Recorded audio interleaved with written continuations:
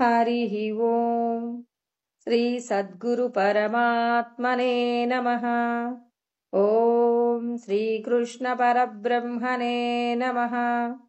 ओम गुरुर्ब्रह्मा गुरुर्विष्णुः गुरुर्देवो महेश्वरः गुरुः साक्षात् परब्रह्म तस्मै श्री गुरवे नमः। ओम श्री गुरुभ्यो नमः। यस्य प्रसादादहमेव सर्वं मय्येव सर्वं परिकल्पितं च इत्थं विजानामि सदात्मरूपं तस्याङ्घ्रिपद्मं प्रणतोऽस्मि नित्यम्। ब्रह्मानन्दं परमसुखदं केवलं ज्ञानमूर्तिं द्वन्द्वातीतं गगनसदृशं तत्त्वमस्यादिलक्ष्यम् एकं नित्यं विमलमचलं सर्वदी साक्षिभूतं भावातीतं त्रिगुणरहितं सद्गुरुं तं नमामि। శ్రీ సద్గురు పరమాత్మనే నమః. నమో గురుదేవ.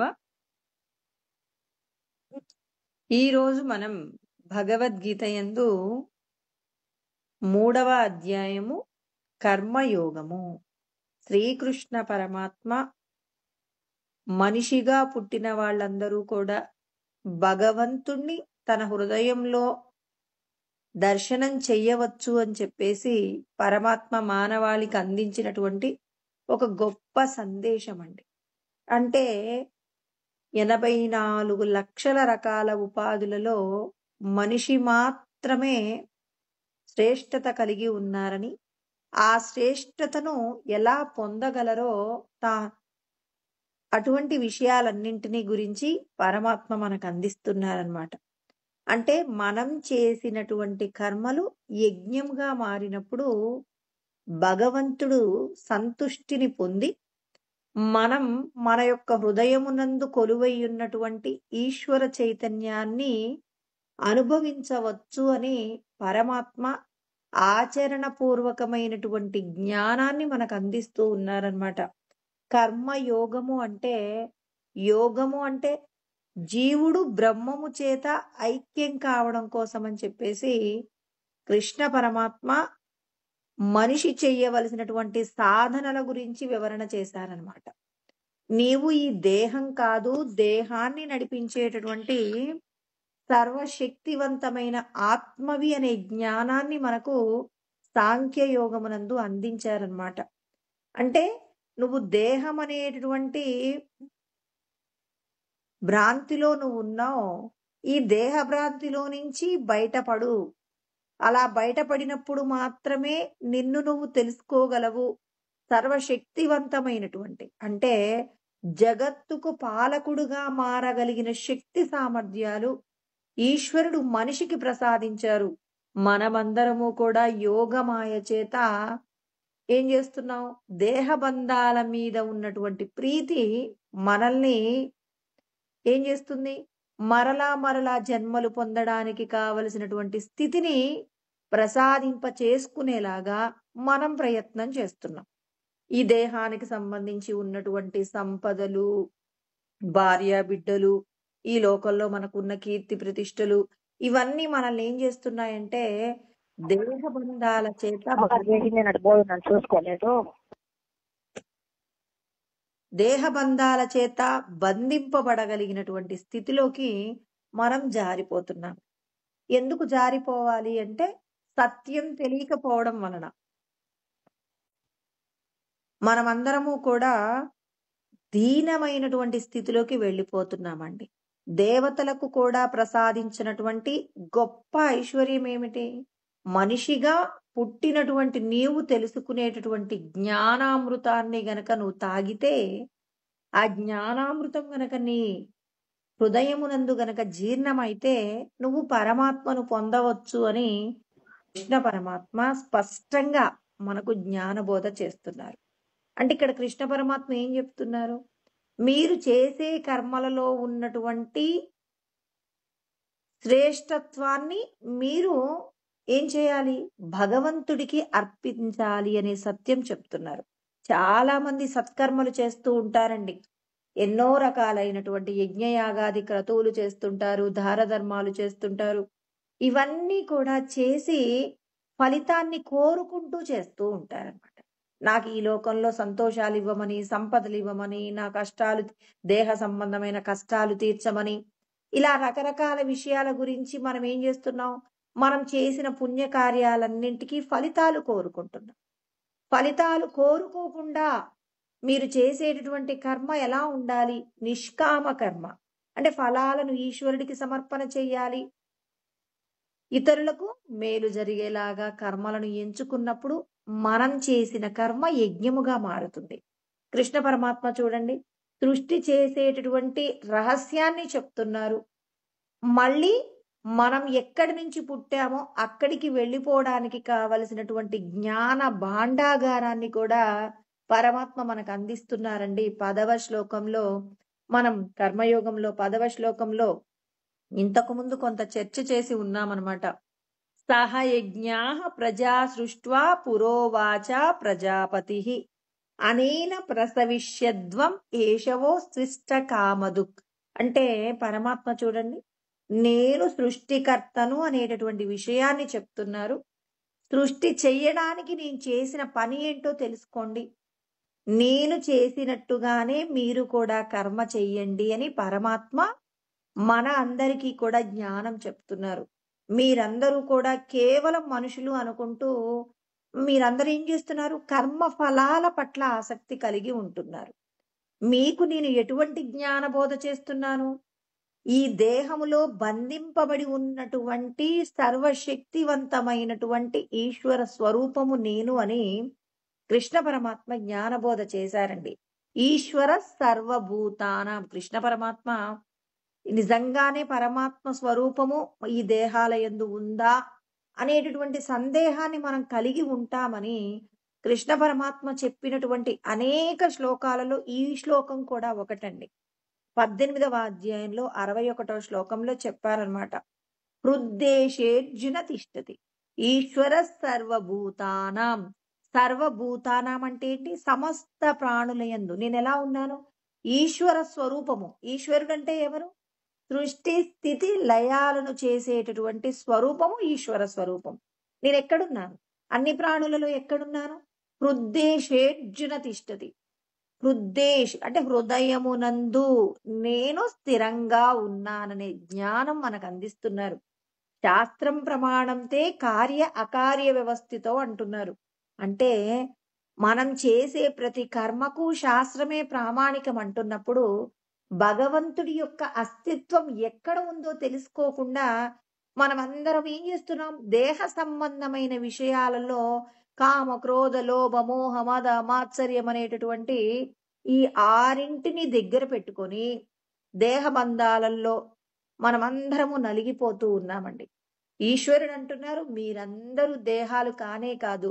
ఒక పశువు ఆ దేహాన్ని పొందింది అంటే ఆ దేహానికి సంబంధించినటువంటి మరి సుఖాలను పొందుతుందా అంటే సుఖాల కంటే కూడా అత్యధికమైనటువంటి దుఃఖాలనే పొందుతుంది. కర్మఫలాలన్నీ అనుభవిస్తున్నాయి పశువులన్నీ. మనిషి కాక మిగిలిన ప్రాణులన్నీ కూడా కర్మఫలాలను అనుభవిస్తుంటే మనిషి మాత్రమే కర్మఫలాలను అనుభవిస్తూ కొత్తగా కర్మఫలాన్ని తయారు చేసుకోగలిగిన యోగ్యత ఈశ్వరుడు మనిషికే ప్రసాదించారు. కాబట్టి భగవద్గీతను ఎవరైతే అధ్యయనం చేస్తారో, చెయ్యడమే కాదు అధ్యయనం చేస్తున్నారంటే ఆచరణలో చూడాలండి. కృష్ణ పరమాత్మ చెప్పిన ప్రతి సత్యం కూడా మీరేం తెలుసుకుంటున్నారు? భగవంతుడు ప్రతి ఒక్కరిలో ఉన్నారు అన్నప్పుడు మనం గౌరవించాలి.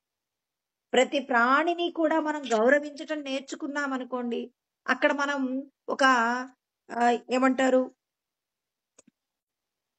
ప్రతి ప్రాణిలో కూడా ఈశ్వరుడు ఉన్నారు అనే సత్యం తెలిసినప్పుడు మనమందరం ఈశ్వరుడు ఉన్నారంటున్నాం. కానీ ఒక వ్యక్తి యొక్క హీనమైనటువంటి స్థితిని చూసి మనం కూడా అతని యొక్క దీనత్వం గురించి, అతని యొక్క చండాల స్వరూపం గురించి మాట్లాడుతున్నాం అనుకోండి, అప్పుడు మనమందరము కూడా భగవంతుడు చెప్పినటువంటి జ్ఞానాన్ని తెలుసుకుంటున్నాను. నాకు భగవద్గీత వచ్చు, నేనంతా చెప్పగలను, నేను విన్నాను, నాకంతా తెలుసు, అందులో తెలియని విషయం ఏమీ లేదు అని చెప్పేసి అంటున్నాం అనుకోండి, అది మన ఆచరణలో కనపడినప్పుడు మాత్రమే నిజంగా నీవు గీతాచార్యుడు చెప్పినటువంటి స్థితిలోకి నువ్వు వెళ్తున్నావు.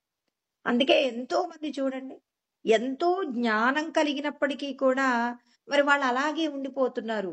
పరమాత్మతో లయం కావాలి, పరమాత్మ స్వరూపంగా మనల్ని మనం తీర్చిదిద్దుకోగలమా అంటే దిద్దుకోగలిగిన శక్తి సామర్థ్యాలను పరమాత్మ బుద్ధి చైతన్య రూపంలో మనకు ఈశ్వరుడు ప్రసాదించారు. కాబట్టి మనమందరము చెయ్యవలసినటువంటి కర్మ ఎంత సులభంగా ఉంటుందో చూడండి. అందరిలో నేనున్నానని అంటున్నారండి. అందరిలో నేనున్నానన్నప్పుడు మీరందరూ ఏం చేయాలి? ఫస్ట్ నామరూపాలతో కనపడుతున్నటువంటి దేహ దృష్టిని విడిచిపెట్టండి. ఒక వ్యక్తిని గౌరవించటం, ఒక పశువుని గౌరవించటం, ఒక చెట్టుని గౌరవించటం.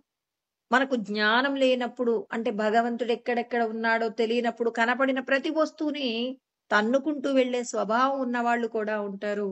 కానీ భగవంతుడు ఉన్నాడని తెలిసిన తర్వాత నెమ్మదిగా ఒక్కొక్క వస్తువుని గౌరవించటం నేర్చుకున్నామనుకోండి, అలా నెమ్మదిగా జరగాలే కానీ ఇవాళకి ఇవాళ నాకు భగవంతుడు అంతటా ఉన్నారని తెలిసింది అని చెప్పి మనం ప్రవర్తించే తీరును పూర్తిగా మార్చుకోమని ఈశ్వరుడు చెప్పలేదు.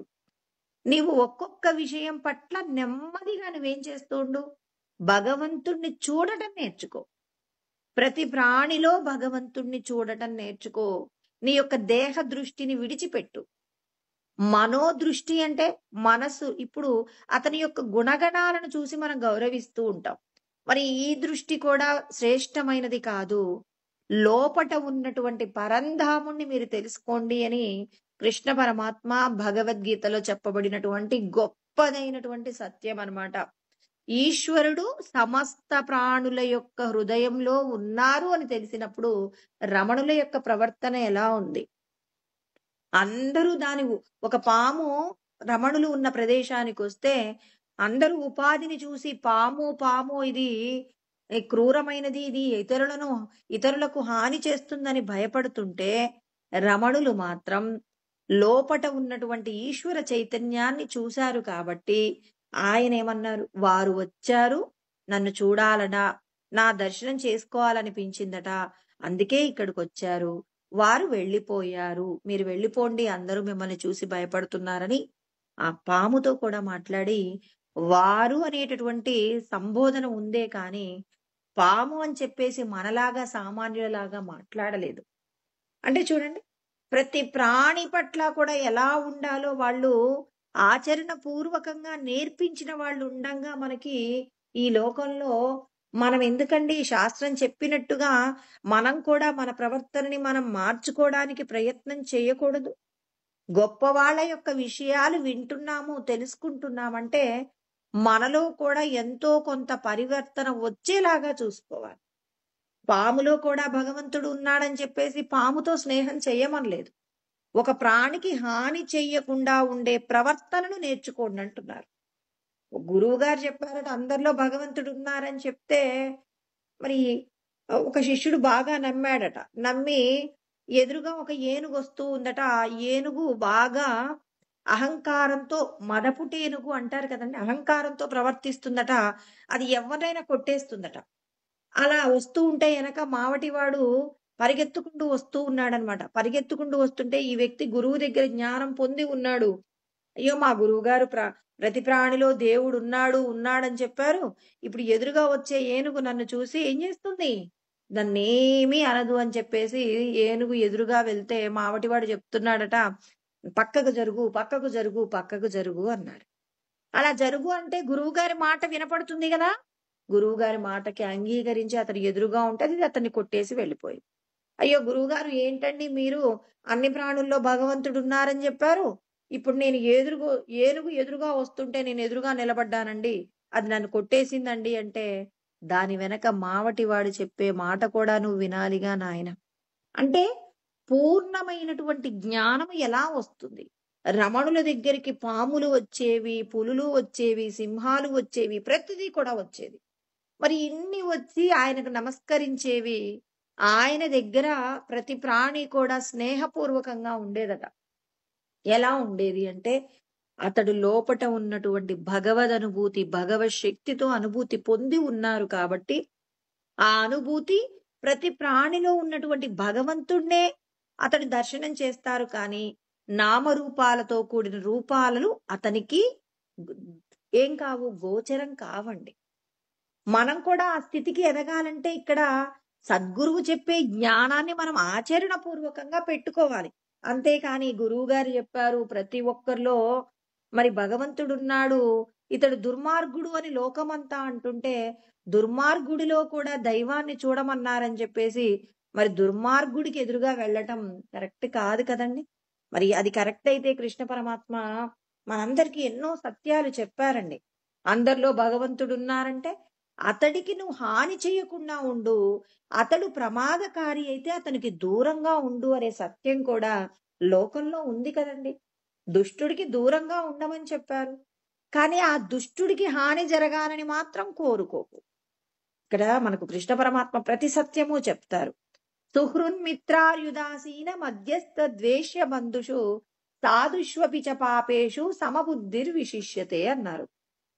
ఇప్పుడు మనకి ఈ శ్లోకం 6వ అధ్యాయంలో 9వ శ్లోకంలో చెప్పారండి. ఎందుకు చెప్పారు ఈ మాట? సుహృత్ నీకు ఉపకారం చేసేవాడు, మిత్రుడు నీ దగ్గర ఉపకారం తీసుకుంటాడు, అతడు ఉపకారం చేస్తాడు. అరి అంటే శత్రువు, నీ దగ్గర ఉపకారం తీసుకున్నా నీకు అతడు నిన్ను నాశనం చేసే ప్రయత్నం చేస్తాడు.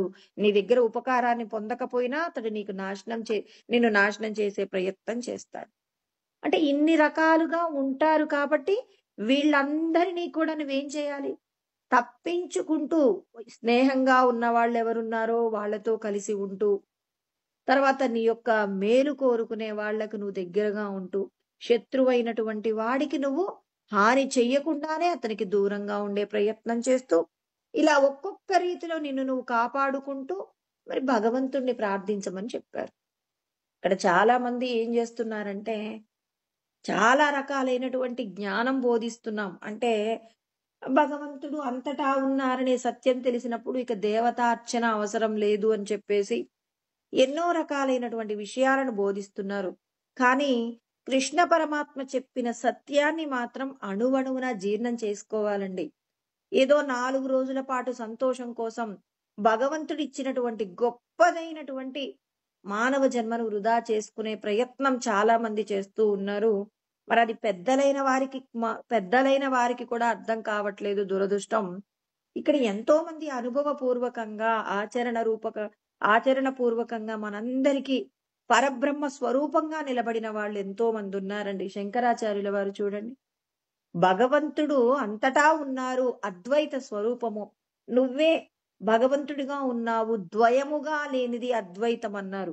అంటే రెండుగా లేనిది ఒక్కటే, ఉన్నదంతా లోకమంతా ఒక్కటే బ్రహ్మం అన్నప్పుడు ఆయన దేవాలయాలకు వెళ్ళాడా వెళ్ళలేడా? ఆయన జీవిత పర్యంతము కూడా నడిచి మరి భారతదేశం యావత్ ప్రపంచాన్ని మొత్తం చుట్టినటువంటి ఆయన మరి శంకరాచార్యుల వారు ఎన్ని దేవాలయాలలో ఎన్ని రకాలైనటువంటి పీఠాలను నెలకొల్పారో, ఎన్ని దేవాలయాలకు ఎంతమంది దేవతా స్వరూపాల దగ్గరికి ఆయన దర్శనం చేశారో, ఎక్కడైతే శక్తి తక్కువగా ఉందో అక్కడ శక్తిని నింపారు, ఎక్కడైతే శక్తి ఏమంది ఎక్కువగా ఉండి మానవులు అంటే కొన్ని దేవాలయాలలో అండి అమ్మవారికి ఎక్కువ శక్తి ఉంటుంది. ఇవాళ కలియుగంలో మనం చేసేటటువంటి ఏవైతే పాపపు కర్మలు ఉన్నాయో అవన్నీ కూడా మనిషి యొక్క శక్తిని తగ్గించేశాయి అన్నమాట. అప్పుడు మనం దేవాలయంలో ఉన్న అమ్మవారి దగ్గరికి వెళ్తే మనం అక్కడ ఆ దేవత ముందు నిలబడలేమని ఆ దేవతల యొక్క శక్తిని తగ్గించేసి మరి శంకరాచార్యుల వారు ఏం చేశారు? మరి ఈ జగత్తును కాపాడే ప్రయత్నంలో దేవతలందరినీ కూడా దర్శనం చేశారా లేదా? మరి ఇంతమంది పెద్దలు చెప్పేటటువంటి మాటలను ఎందుకు విస్మరించి మేం దేవతలకు దూరం అండి, దేవతల కంటే గొప్పవారం అయిపోయామని మానవ జన్మను వృధా చేసుకుంటున్నారు? ఈశ్వరుడు చెప్పే సత్యాన్ని జాగ్రత్తగా అర్థం చేసుకోండి.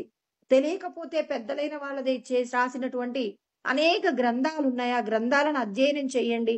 ఆ గ్రంథ అధ్యయనం ద్వారా ఈశ్వరుడు మనకి ఏం చేస్తారు? సత్యాన్ని ప్రబోధ చేస్తారనమాట. ఆ సత్యమే ఇక్కడ కృష్ణ పరమాత్మ చెప్తున్నారు. సహయజ్ఞాః ప్రజా సృష్ట్వా, నేను యజ్ఞ స్వరూపంగా ఏం చేశాను? ప్రాణులన్నింటినీ కూడా సృష్టి చేసేలాగా మరి ప్రజాపతి అయినటువంటి బ్రహ్మదేవుడికి నేను ఆజ్ఞాపన చేశాను అంటున్నారు. ఇక్కడ పరమాత్మ చెప్పిన సత్యాన్ని జాగ్రత్తగా పట్టుకోండి. సహయజ్ఞా ప్రజా సృష్ట్వా పురోవాచ. పురా అంటే పూర్వము. ఏం చేశాడట? ప్రజాపతి ద్వారా. ప్రజాపతి ఏం చేశాడు? యజ్ఞం చేసి యజ్ఞ గుండంలో నుంచి పుట్టినటువంటి వాళ్ళు ఎవరెవరు పుట్టారో కూడా చెప్పారండి ఈశ్వరుడు.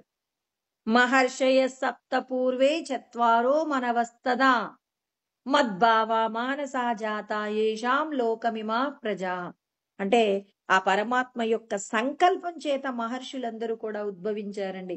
మరి సప్తర్షులు జన్మించారు. తర్వాత ఎంతో మంది సనక సనాదులు మరి వీళ్ళు కూడా జన్మించారు. ఈ సృష్టిలో ఎవరెవరు సృష్టి చేయబడ్డారో వాళ్ళందరినీ కూడా నా యొక్క మానసికమైనటువంటి సంకల్పం చేత వీళ్ళందరూ కూడా పుట్టబడినారు అని చెప్పేసి చెప్పారు. అనేక మంది దేవతలు, బ్రహ్మర్షులు అందరూ నా సంకల్పం చేత పుట్టినటువంటి వారే.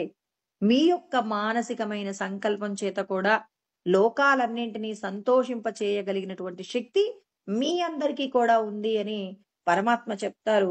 ఇక్కడ ప్రజాపతి అయినటువంటి బ్రహ్మదేవుడు యజ్ఞము చేసి ఆ యజ్ఞము ద్వారా ప్రజలందరినీ కూడా సృష్టి చేశారు. ఆ యజ్ఞము ద్వారా సృష్టింపబడినటువంటి జనులు మళ్ళీ ఎక్కడి నుంచి పుట్టబడ్డారో అక్కడికి వెళ్ళటానికి మార్గం కూడా చెప్పారనమాట. అనేనా యజ్ఞముల చేత ప్రసవిశ్వధ్వం అంటే మీరందరూ కూడా వృద్ధి పొందురు. అంటే వృద్ధిని పొందాలంటే ఏం చేయాలి మనం? అంటే మనకి ఏమేమైతే కోరికలు ఉన్నాయో ఆ కోరికలన్నీ తీరాలంటే మనం ఏం చేయొచ్చు? భగవంతుడికి ఏం చేయాలి? యజ్ఞ సమర్పణ చేయవలసి ఉంటుంది. అంటే మనము చేసేటటువంటి కర్మలలో ఎలాంటి కర్మ అంటే చేసే కర్మలో దోషము లేకుండా చెయ్యగలిగిన విధానం ఏమిటి? ఆ విధానం ఏమిటో పరమాత్మ అందరికీ చక్కగా చెప్తూ ఉన్నారు.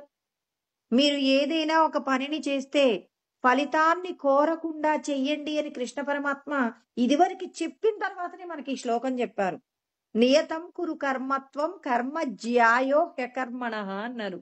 అంటే మీరందరూ ఎవరు కర్మ చేయకుండా ఉండడానికి సిద్ధంగా ఉండవాకండి. నియతం శాస్త్రం అంగీకరించిన శాస్త్ర విహితమైనటువంటి కర్మను ఫలితాన్ని కోరకుండా చెయ్యండి.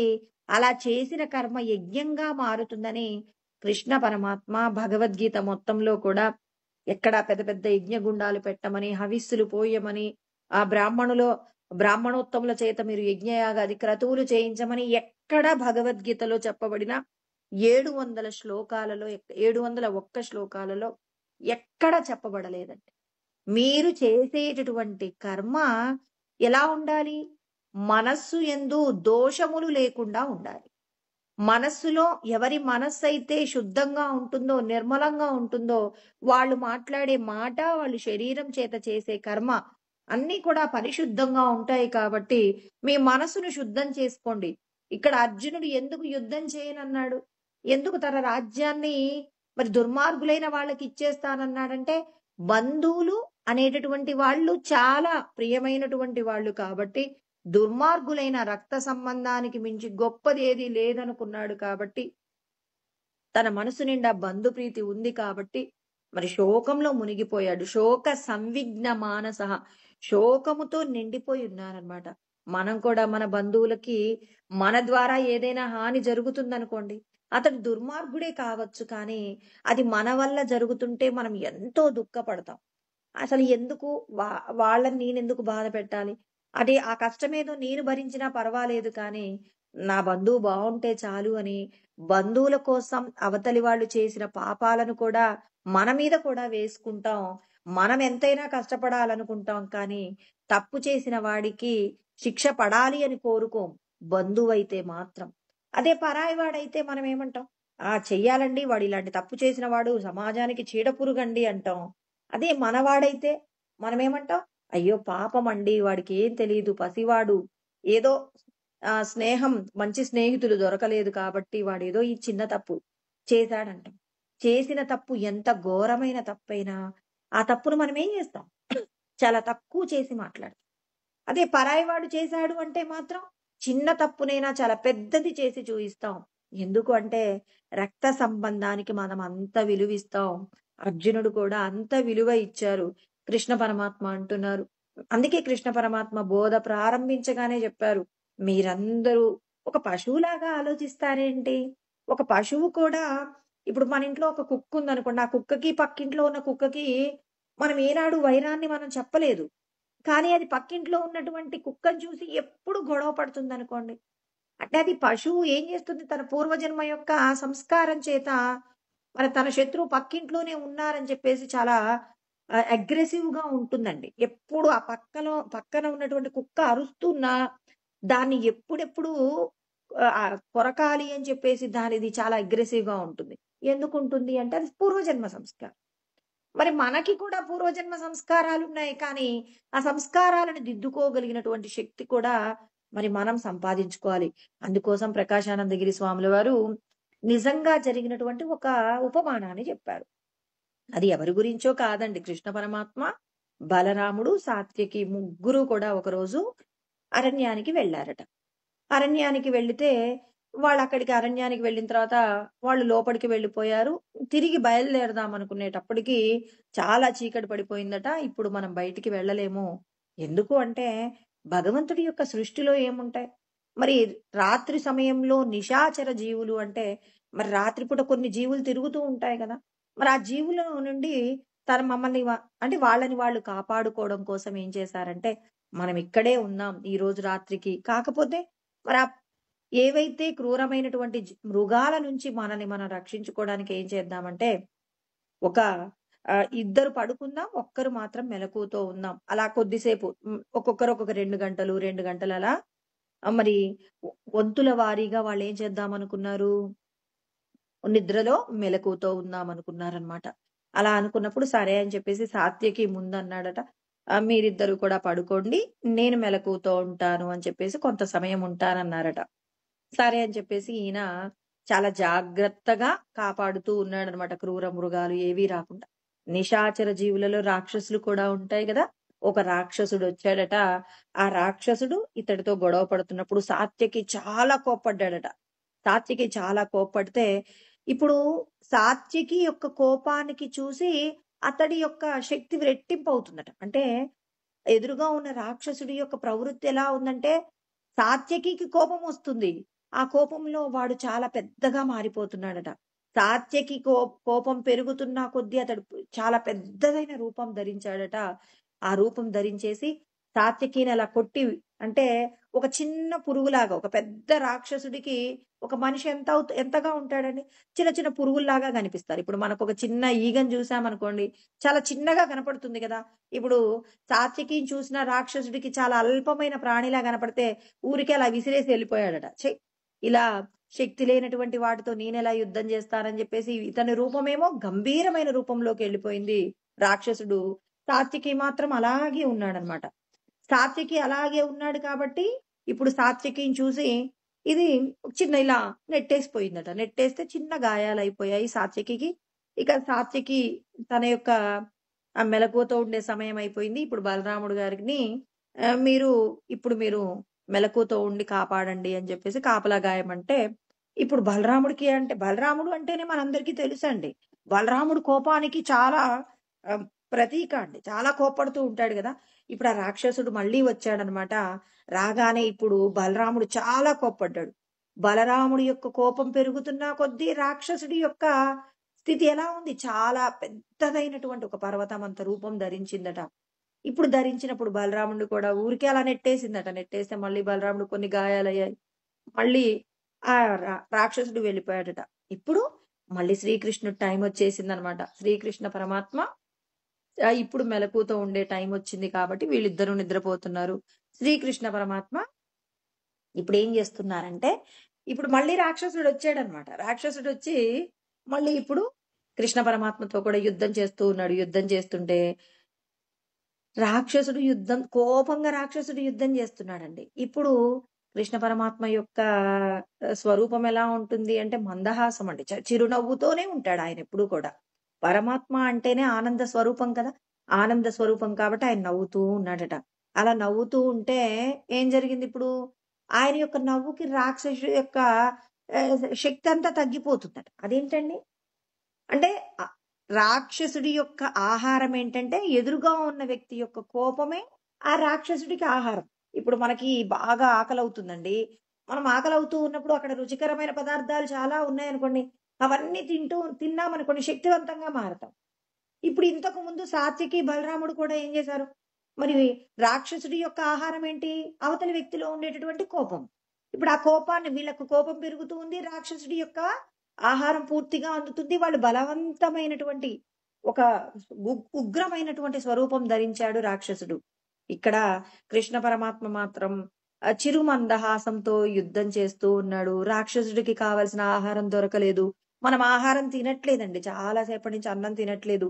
నీరసపడిపోతాం. ఈ కృష్ణ పరమాత్మ యొక్క మందహాసం చూసి రాక్షసుడికి కావలసిన ఆహారం అందట్లేదు. చాలా సూక్ష్మమైన రూపంగా అణువు రూపంలో మారారట. వెంటనే కృష్ణ పరమాత్మ తన తన వస్త్రంలో ఏం చేశాడంటే ఆ అణువుని ముడివేశాడట. ఇప్పుడు ఇక తెల్లవారిందండి. ఈ లోపల తెల్లవారింది. పొద్దున్నే లేసి ఎవరి అనుభవాలు వాళ్ళు చెప్తున్నారు. రాత్రి ఇలా జరిగిందని సాత్యకి, బలరాముడు వీళ్ళు చెప్తుంటే కృష్ణ పరమాత్మ ఇదిగో ఈ రాక్షసుడేనా మీరు బాగా తలపడ్డారు అని చెప్పేసి అణువు రూపంలో ఉన్న రాక్షసుని ముడి విప్పి చూయించారట. అదేంటి స్వామి, మేమేమో యుద్ధం చేస్తే అతడు ఉగ్రమైన పర్వత స్వరూపంగా మారిపోయారు, మరి మీతో యుద్ధం చేసి ఇలా అణువులాగా మారిపోయారంటే అతడికి కోపము ఆహారము. మీరు కోప్పడుతున్నా కొద్దీ అతనికి ఆహారం అందింది కాబట్టి ఉగ్రమైన రూపం ధరించారు. ఇప్పుడు నేను అతడి యొక్క కోపం అణిచే పరిస్థితి ఏంటి అంటే చిరుమందహాసంతో అతనితో నేను యుద్ధం చేశాను కాబట్టి అతని కోపమంతా క్షీణించిపోయింది. అందుకే చాలా సూక్ష్మమైనటువంటి రూపంలోకి వెళ్ళిపోయాడు అని చెప్పేసి చెప్పాడట. అంటే కృష్ణ పరమాత్మ మనకి ఏం చెప్తున్నారు? అవతలి వాళ్ళు మనతో ఎవరో బాగా కోప్పడాలి అని చెప్పేసి వచ్చారు. కానీ మనం మాత్రం చాలా ప్రసన్న వదనంతో ఏమాత్రం అవతలి వారి యొక్క మాటల చేత మనము ఉగ్రమైనటువంటి రూపాన్ని పొందక భగవంతుడు అంతటా ఉన్నారు, నేను చేసిన కర్మల యొక్క ఫలమే ఇతని రూపంలో అందుతుందని చెప్పేసి మనం కనుక మన యొక్క నిగ్రహ శక్తిని కోల్పోకుండా అలా మనం ఉన్నటువంటి పరిస్థితిలో అంటే అవతలి వ్యక్తి మన దగ్గరకు వచ్చినప్పుడు ఎంత సాధారణమైనటువంటి శాంత రూపాన్ని ధరించి ఉన్నామో ఆ శాంత రూపాన్ని మనం గనక పోగొట్టుకోకుండా ఉంటే గనక అప్పుడు మనకి అవతల శత్రువు వల్ల మనకు జరిగేటటువంటి ప్రమాదం ఏదైనా ఉంటుందా? ఇప్పుడు గౌతమ బుద్ధుడు ఉన్నాడండి. గౌతమ బుద్ధుడు ఒక వ్యక్తి ఇంటి ముందు నిలబడి భవతి భిక్షాం దేహి అన్నారట. అతడు చాలా పరుషంగా మాట్లాడారట. పరుషంగా మాట్లాడితే చిరుమందహాసంతో గౌతమ బుద్ధుడు ఒక మాట మాట్లాడారట. ఏమని అంటే, నాయనా నువ్వు నాకొక 2 పండ్లు ఇద్దామనుకున్నావనుకో, ఇప్పుడు నువ్వు ఆ పండ్లను నాకు ఇవ్వబోతే నేను ఆ పండ్లు నాకొద్దు అన్నాను. ఇప్పుడు ఆ పండు ఎవరి దగ్గర ఉందయ్యా అంటే, నా దగ్గరే ఉంటుంది అన్నాడట కోపంగా. అంటే ఇప్పుడు నువ్వు నన్ను అన్నటువంటి మాటలు కూడా నేను తీసుకోవట్లేదు. నేను తీసుకోవట్లేదంటే అవి ఎవరి దగ్గర ఉన్నాయి? నీ దగ్గరే ఉన్నాయి. అలా అన్నప్పుడు అతను గౌతమ బుద్ధుడి పాదాల మీద పడిపోయాడట. అంటే కృష్ణ పరమాత్మ ఇక్కడ చెప్పినటువంటి మాట ఏంటి? అవతలి వాళ్ళు 2 అంటే మనం ఏం చేస్తున్నాం? మనం కూడా ఉగ్ర స్వరూపాన్ని ధరిస్తే 2కు 4 అంటాం. మనం 4 అంటే అవతలి వాడికి శక్తి ఏమవుతుంది? బలం అవుతుంది. అది బలంగా మారి అతడు 8 మాటలు అంటాడు. ఆ 8 మాటలకు మనం కూడా ఇంకో 4 దత్తత తెచ్చుకొని మళ్ళీ అన్నామనుకోండి, అతనిలో ఉగ్రమైన స్వరూపం వస్తుంది. ఒక్కటిచ్చి చెంప మీద ఒక్కడు కొడతాడండి. చెంప మీద ఒక్కడు కొడితే ఏమైంది ఇప్పుడు? చాలా తీవ్రమైనటువంటి స్థితిలోకి మనం వెళ్ళిపోతాం. అంటే భగవంతుడు ఏమంటున్నారు? అతడు 2 అంటాడు. 2 అంటే నువ్వు సైలెంట్‌గా ఉండు. మళ్ళీ కోపం వస్తుంది. నువ్వేం మాట్లాడట్లేదని అతడు 4 అంటాడు. ఇంకా శాంతంగా ఉండు. మహాత్మా గాంధీ ఏం చేశారు? ఈ చెంప కొట్టారు. రెండో చెంప చూయించు అన్నారు. 2 చెంపలు కొట్టిన తర్వాత వీడికి ఏంటి? అబ్బో! నేనెంత కొట్టినా వీడికి కోపం రావట్లేదని చెప్పి వాడే వెళ్ళిపోతాడని కృష్ణ పరమాత్మ చెప్పినటువంటి సత్యాన్ని మహాత్మా గాంధీ ఆచరించారు కదండీ! ఆచరించినారు కాబట్టే ఎంతో మందికి ఇవ్వనటువంటి గొప్పదైన పేరు మహాత్మా అనేది గాంధీ గారికి మాత్రమే వచ్చింది. సరే అతని జీవితంలో అతను చేసినటువంటి ఏదో చిట్ట చివరిలో మన దేశాన్ని విభజన చేయడంలో, పాకిస్తాన్ విభజన చేయడంలో చాలా మందికి కోపం ఉండొచ్చు. కానీ మరి భూత భవిష్యత్తు వర్తమానం తెలిసినటువంటి వాళ్ళు ఎలా ఉంటారు? కృష్ణ పరమాత్మకు కూడా తెలుసండి. యుద్ధం జరిగితే ఎంతమంది మరణిస్తారో, ఎంత ప్రాణహాని ఉంటుంది, ధన నష్టం ఉంటుంది. ఇన్ని ఉన్నా కృష్ణ పరమాత్మ సైలెంట్‌గా ఉన్నారా లేదా? ఎందుకు ఆయనే ముందుగా స్టెప్ తీసుకొని దుర్యోధనుని కేవలం వీళ్ళొక 5గురిని దుర్యోధనుడు అతనితో ఉన్నటువంటి ఆ శత్రువర్గాన్ని కృష్ణ పరమాత్మనే స్టెప్ తీసేసుకొని అతన్ని చంపేయొచ్చు గదా! కానీ ఎందుకు చంపలేదు చూడండి? దేనికైనా ఏదో మనం చేసినటువంటి కర్మల ఫలితం మనం అందరం అనుభవించాలి అంటే, మరి మనమందరం కూడా ఏం చేయాలి? తప్పక మన కర్మ ఫలాలను మనం అనుభవించాలి కాబట్టి, మహాత్మా గాంధీ కూడా చేసినవి ఏదైతే దేశ విభజన సమయంలో అతను పాటించినటువంటి ఏదైతే అతను చాలా సైలెంట్‌గా ఉండకపోతే దేశంలో ఇవాళ మంచి జరిగేది అనంటే, మరి మనం చేసిన కర్మ ఫలాలు కూడా ఉంటాయి కదండీ! మరి మన కర్మ ఫలాలను మనం అనుభవిస్తూ ఉన్నాం. మనం చేసిన పాపాలు ఎంతో కొంతమంది ఎ గొప్పవాళ్ళ చేతిలో నలిగిపోవలసి వచ్చిందనుకోండి. అది మన కర్మ ఫలమని సర్దిపెట్టుకోకుండా మహాత్ములైనటువంటి వాళ్ళను మరి మనం విమర్శ చేయడం కూడా కరెక్ట్ కాదు. మరి ఆ రోజున మరి శ్రీరామచంద్రుడు మరి శ్రీరామచంద్రుడు కానివ్వండి, తర్వాత శ్రీకృష్ణ పరమాత్మ కానివ్వండి, మరి వాళ్ళెందుకు అంత సంయమనాన్ని పాటించారు? వాళ్ళు మాత్రం ఎందుకు అప్పటికప్పుడు నిర్ణయాన్ని చెయ్యలేదు అంటే, కాలానికి ఎవరైనప్పటికీ కూడా తల వంచవలసిందే. కృష్ణ పరమాత్మ తల్లిదండ్రుల్ని ఎందుకు కాపాడుకోలేదండి? గొప్ప గొప్ప రాక్షసుల్ని చంపగలిగినటువంటి కృష్ణ పరమాత్మ తల్లిదండ్రుల్ని విడిపించుకోగలిగిన శక్తి సామర్థ్యాలు లేవా? సాక్షాత్తు పరిపూర్ణ అవతారం కృష్ణ పరమాత్మ అయిన తల్లిదండ్రుల్ని ఎందుకు జైల్లోనే ఉండనిచ్చాడు? ఇవన్నీ కూడా అర్థం చేసుకోవాలి. ఎంతసేపటికి ఒక మహాత్ములైనటువంటి వాళ్ళ మీద నింద వేయడం ద్వారా మనం హ్మ్, కొత్తగా పాపాన్ని తయారు చేసుకునే ప్రయత్నం చేయకూడదు అనేది నా యొక్క సొంత అభిప్రాయం అండి. అంటే భగవంతుడు చెప్పినటువంటి మాటలవి. మన కర్మ ఫలాలను మనం అంగీకరిస్తే వేరొకరిని నింద చేసే అవకాశం రాదు కాబట్టి, మనం పూర్వజన్మల్లో చేసిన కర్మ ఫలాలు ఏవైతే దోషాలున్నాయో, ఏవైతే పుణ్యాలున్నాయో, అవన్నీ మనం అనుభవిస్తున్నప్పుడు కొద్ది రోజులు సంతోషంగా ఉంటాం, కొద్ది రోజులు దుఃఖంతో ఉంటాం. అంటే ఇక్కడ మనం తెలుసుకున్న సత్యం ఏంటంటే, యజ్ఞము అనేన ప్రసవిష్యధ్వం ఏషవో స్పృష్ట కామదు. నీకు కావలసినవన్నీ నీకు లభించాలంటే కృష్ణ పరమాత్మ ఏమని చెప్తున్నారు? మీరందరూ కూడా నేను చెప్పినటువంటి యజ్ఞం చెయ్యండి. యజ్ఞంలో ఏముంటాయి? శాంతం ఉంటుందండి. ఆయన ఏం చెప్పాడు? ముక్త సంగో నహంవాది దృత్యుత్సాహ సమన్వితః. భగవంతుడు చెప్పినటువంటి ఏవైతే ఐశ్వర్య స్వరూపంగా ఉన్నాయో వాటిని ఎందుకు పాటించకూడదు? ముక్తః విడిచిపెట్టండి. దేన్ని విడిచిపెడతారు? సంగము ఆసక్తి లేకుండా ఫలాలను విడిచిపెట్టండి. ఫలాలను విడిచిపెట్టి చేసే కర్మల పట్ల ఆసక్తి లేకుండా ఈశ్వరుడు నాతో ఈ పని చేయిస్తున్నాడని 10 మందికి ఉపకారం జరిగే కర్మలను చేసేటప్పుడు ధృతి, ధైర్యం ఉండాలి, ఉత్సాహం ఉండాలి. సిద్ధ్యో నిర్వికారః. ఒక ఒక పని నెరవేరినా నెరవేరకపోయినా మనం ఎలా ఉండాలి? మరి నిర్వికారము. అంటే వికారము లేకుండా ఉండాలి. ఇలా ఉండడమే గొప్ప గొప్పవాడైనటువంటి వ్యక్తి యొక్క స్థితి అని కృష్ణ పరమాత్మ 18వ అధ్యాయంలో చక్కగా 26వ శ్లోకంలో చెప్పారండి. అంటే మనం చేసిన కర్మ యజ్ఞంగా మారాలి అంటే ఎన్నో రకాలైనటువంటి సత్యాలు చెప్పారు. అంటే మనం ఏది కోరుకున్నా అది ఇతరులకు శ్రేయస్సునిచ్చేదై ఉండాలే తప్ప స్వార్థంగా మనం మాత్రమే సుఖములను అనుభవించడం కోసం, భోగములను అనుభవించడం కోసం మనం కర్మ చేయకూడదు. అర్జునుడి యొక్క విషాదం మాత్రమే యోగం ఎందుకైంది? మరి మనం ఏడుస్తుంటే ఎందుకు యోగం కావట్లేదంటే, మరి అర్జునుడు అన్నాడండి, గురూన్ హత్వా హి మహానుభావాన్ శ్రేయో భోక్తుం వైక్షమహీహ లోకే హత్వార్థ కామాంస్తు గురూనిహైవ భుంజీయ భోగాన్ రుధిర ప్రదిగ్ధాన్.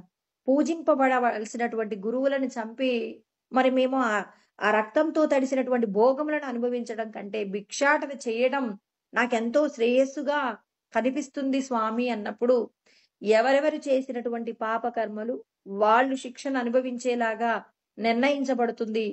చంపేది నువ్వు కాదు, వారు చేసినటువంటి పాపపు కర్మలే వాళ్ళకి ఆ స్థితిని సంపాదించి పెట్టాయి, కానీ నీవెవరిని కూడా చంపటం లేదు నాయనా అని చెప్పేసి మరి కృష్ణ పరమాత్మ చెప్పారు కూడా. ఏమన్నారు అనంటే, ఏనం వేత్తి హంతారం యశ్చైనం మన్యతే హతం ఉభౌతౌ న విజానీతో నాయం హంతి న హన్యతే అంటారనమాట. కొంతమంది అనుకుంటారు నేను చంపుతున్నాను, నేను చంపబడుతున్నాను అని చెప్పేసి అనుకుంటూ ఉంటారు. మరి వీళ్ళెవరు కూడా కరెక్ట్ కాదు. ఇదంతా కూడా కర్మానుసారంగానే జరుగుతుంది, కానీ మరి మీరెవరు కూడా చంపడానికి, చంపబడటానికి అర్హత లేనటువంటి వాళ్ళు. నేను అనుమతినిస్తే మిమ్మల్ని వేరొకరు వచ్చి తిడుతున్నారు, నేను అనుమతినిస్తే మిమ్మల్ని వేరొకరు వచ్చి పొగుడుతున్నారు. ఇవన్నీ నా యొక్క పర్మిషన్ తో నడుస్తున్నాయి. అంటే నన్ను కర్తగా భావన చెయ్యండి. అంటే కర్తృత్వాన్ని ఈశ్వరుడికి సమర్పణ చేసి, మీకు అందించబడినటువంటి సుఖాలను, తర్వాత దుఃఖాలను రెండింటిని కూడా సమస్థితిలో అనుభవించినప్పుడు మీకు శ్రేయస్సు దొరుకుతుంది అని చెప్పేసి కృష్ణ పరమాత్మ చెప్తున్నారు. ఇంకా దేవతల గురించి చాలా చక్కగా వివరణ చేస్తారు. భగవంతుడు తాను సృష్టించుకున్న దేవతలను ఏ ఏ పనుల నిమిత్తం వినియోగించాడో చెప్తున్నారు. నేను బ్రహ్మం అవ్వాలి అనుకుంటే మరి ఆ బ్రహ్మముగా ఉన్నటువంటి లక్షణాలు తెలియకుండా ఎలా అవుతారండి మీరందరూ బ్రహ్మము? మేమందరం బ్రహ్మజ్ఞానం తెలుసుకోవడానికి సిద్ధమయ్యామో, మా గురువుగారు మీరు బ్రహ్మ స్వరూపమే అని చెప్పేసి చెప్పారు. నేను బ్రహ్మమైపోతున్నానంటే, మరి బ్రహ్మం యొక్క గొప్పతనం తెలుసుకోవాలి కదా మనమందరం. భగవంతుడు ఎలా సృష్టి చేస్తున్నాడో తెలియకుండానే మీరు బ్రహ్మమైపోతే అది గొప్పగా ఉంటుంది. ఇప్పుడు మన తల్లిదండ్రులు మనకు సంపదలు సంపాదించి ఇచ్చారు. ఎంత కష్టపడ్డారో వాళ్ళు మనకు చెప్తారు చిన్నప్పటి నుంచి కూడా. ఈ సంపదంతా నేనెలా సంపాదించానంటే, ఈ టైంలో ఇలా ఇన్ని కష్టాలు పడ్డాను. ఇంతగా నేను ప్రయత్నం చేశాను. ఇన్ని ప్రయత్నాల ఫలితంగానే నేనింత సంపదకు వారసుడినయ్యానని మీరు కూడా నా సంపదను అనుభవిస్తారు. మీరు కూడా చాలా జాగ్రత్తగా ఉండాలని తల్లిదండ్రులు మనకు ఎన్నో విషయాలు చెప్పారు. అలా ఏం చెప్పకుండా తల్లిదండ్రులు పిల్లలకు మీకెందుకురా మేమెలా కష్టపడ్డామో, ఆ కష్టపడిన విషయాలన్నీ మీకు అవసరం లేదని మనల్నెప్పుడూ కూడా చాలా సుఖంగా పెంచారనుకోండి. తల్లిదండ్రుల యొక్క గొప్పతనం తెలుస్తుందా? తల్లిదండ్రుల గొప్పతనం తెలియకుండా పెరిగిన పిల్లవాడు ఎన్ని రకాలైనటువంటి పాపపు కార్యాలైనా చేస్తాడు సంపద యొక్క అహంకారం చేత. ఆజ్యో అభిజనవానస్మికో అన్యోస్తి సదృశో మయా యక్షే దాస్యామి మోదిష్య చ ఇత్యజ్ఞాన విమోహితాః అని కృష్ణ పరమాత్మ చెప్తారనమాట. ఏమంటారు? నేను ధనవంతుడినని, తర్వాత నేను సుఖవంతుడినని, గొప్ప కులంలో పుట్టానని, యజ్ఞం చెయ్యాలన్నా, దానం చెయ్యాలన్నా నాకంటే గొప్పగా ఎవడు చేయగలడని చెప్పేసి మరి ఎవరనగలుగుతారు? తల్లిదండ్రుల ఆ కులం యొక్క గొప్పతనం, ఆ కులం రావడానికి మనం చేసినటువంటి ప్రయత్నం ఏంటో తల్లిదండ్రులు చెప్పారనుకోండి.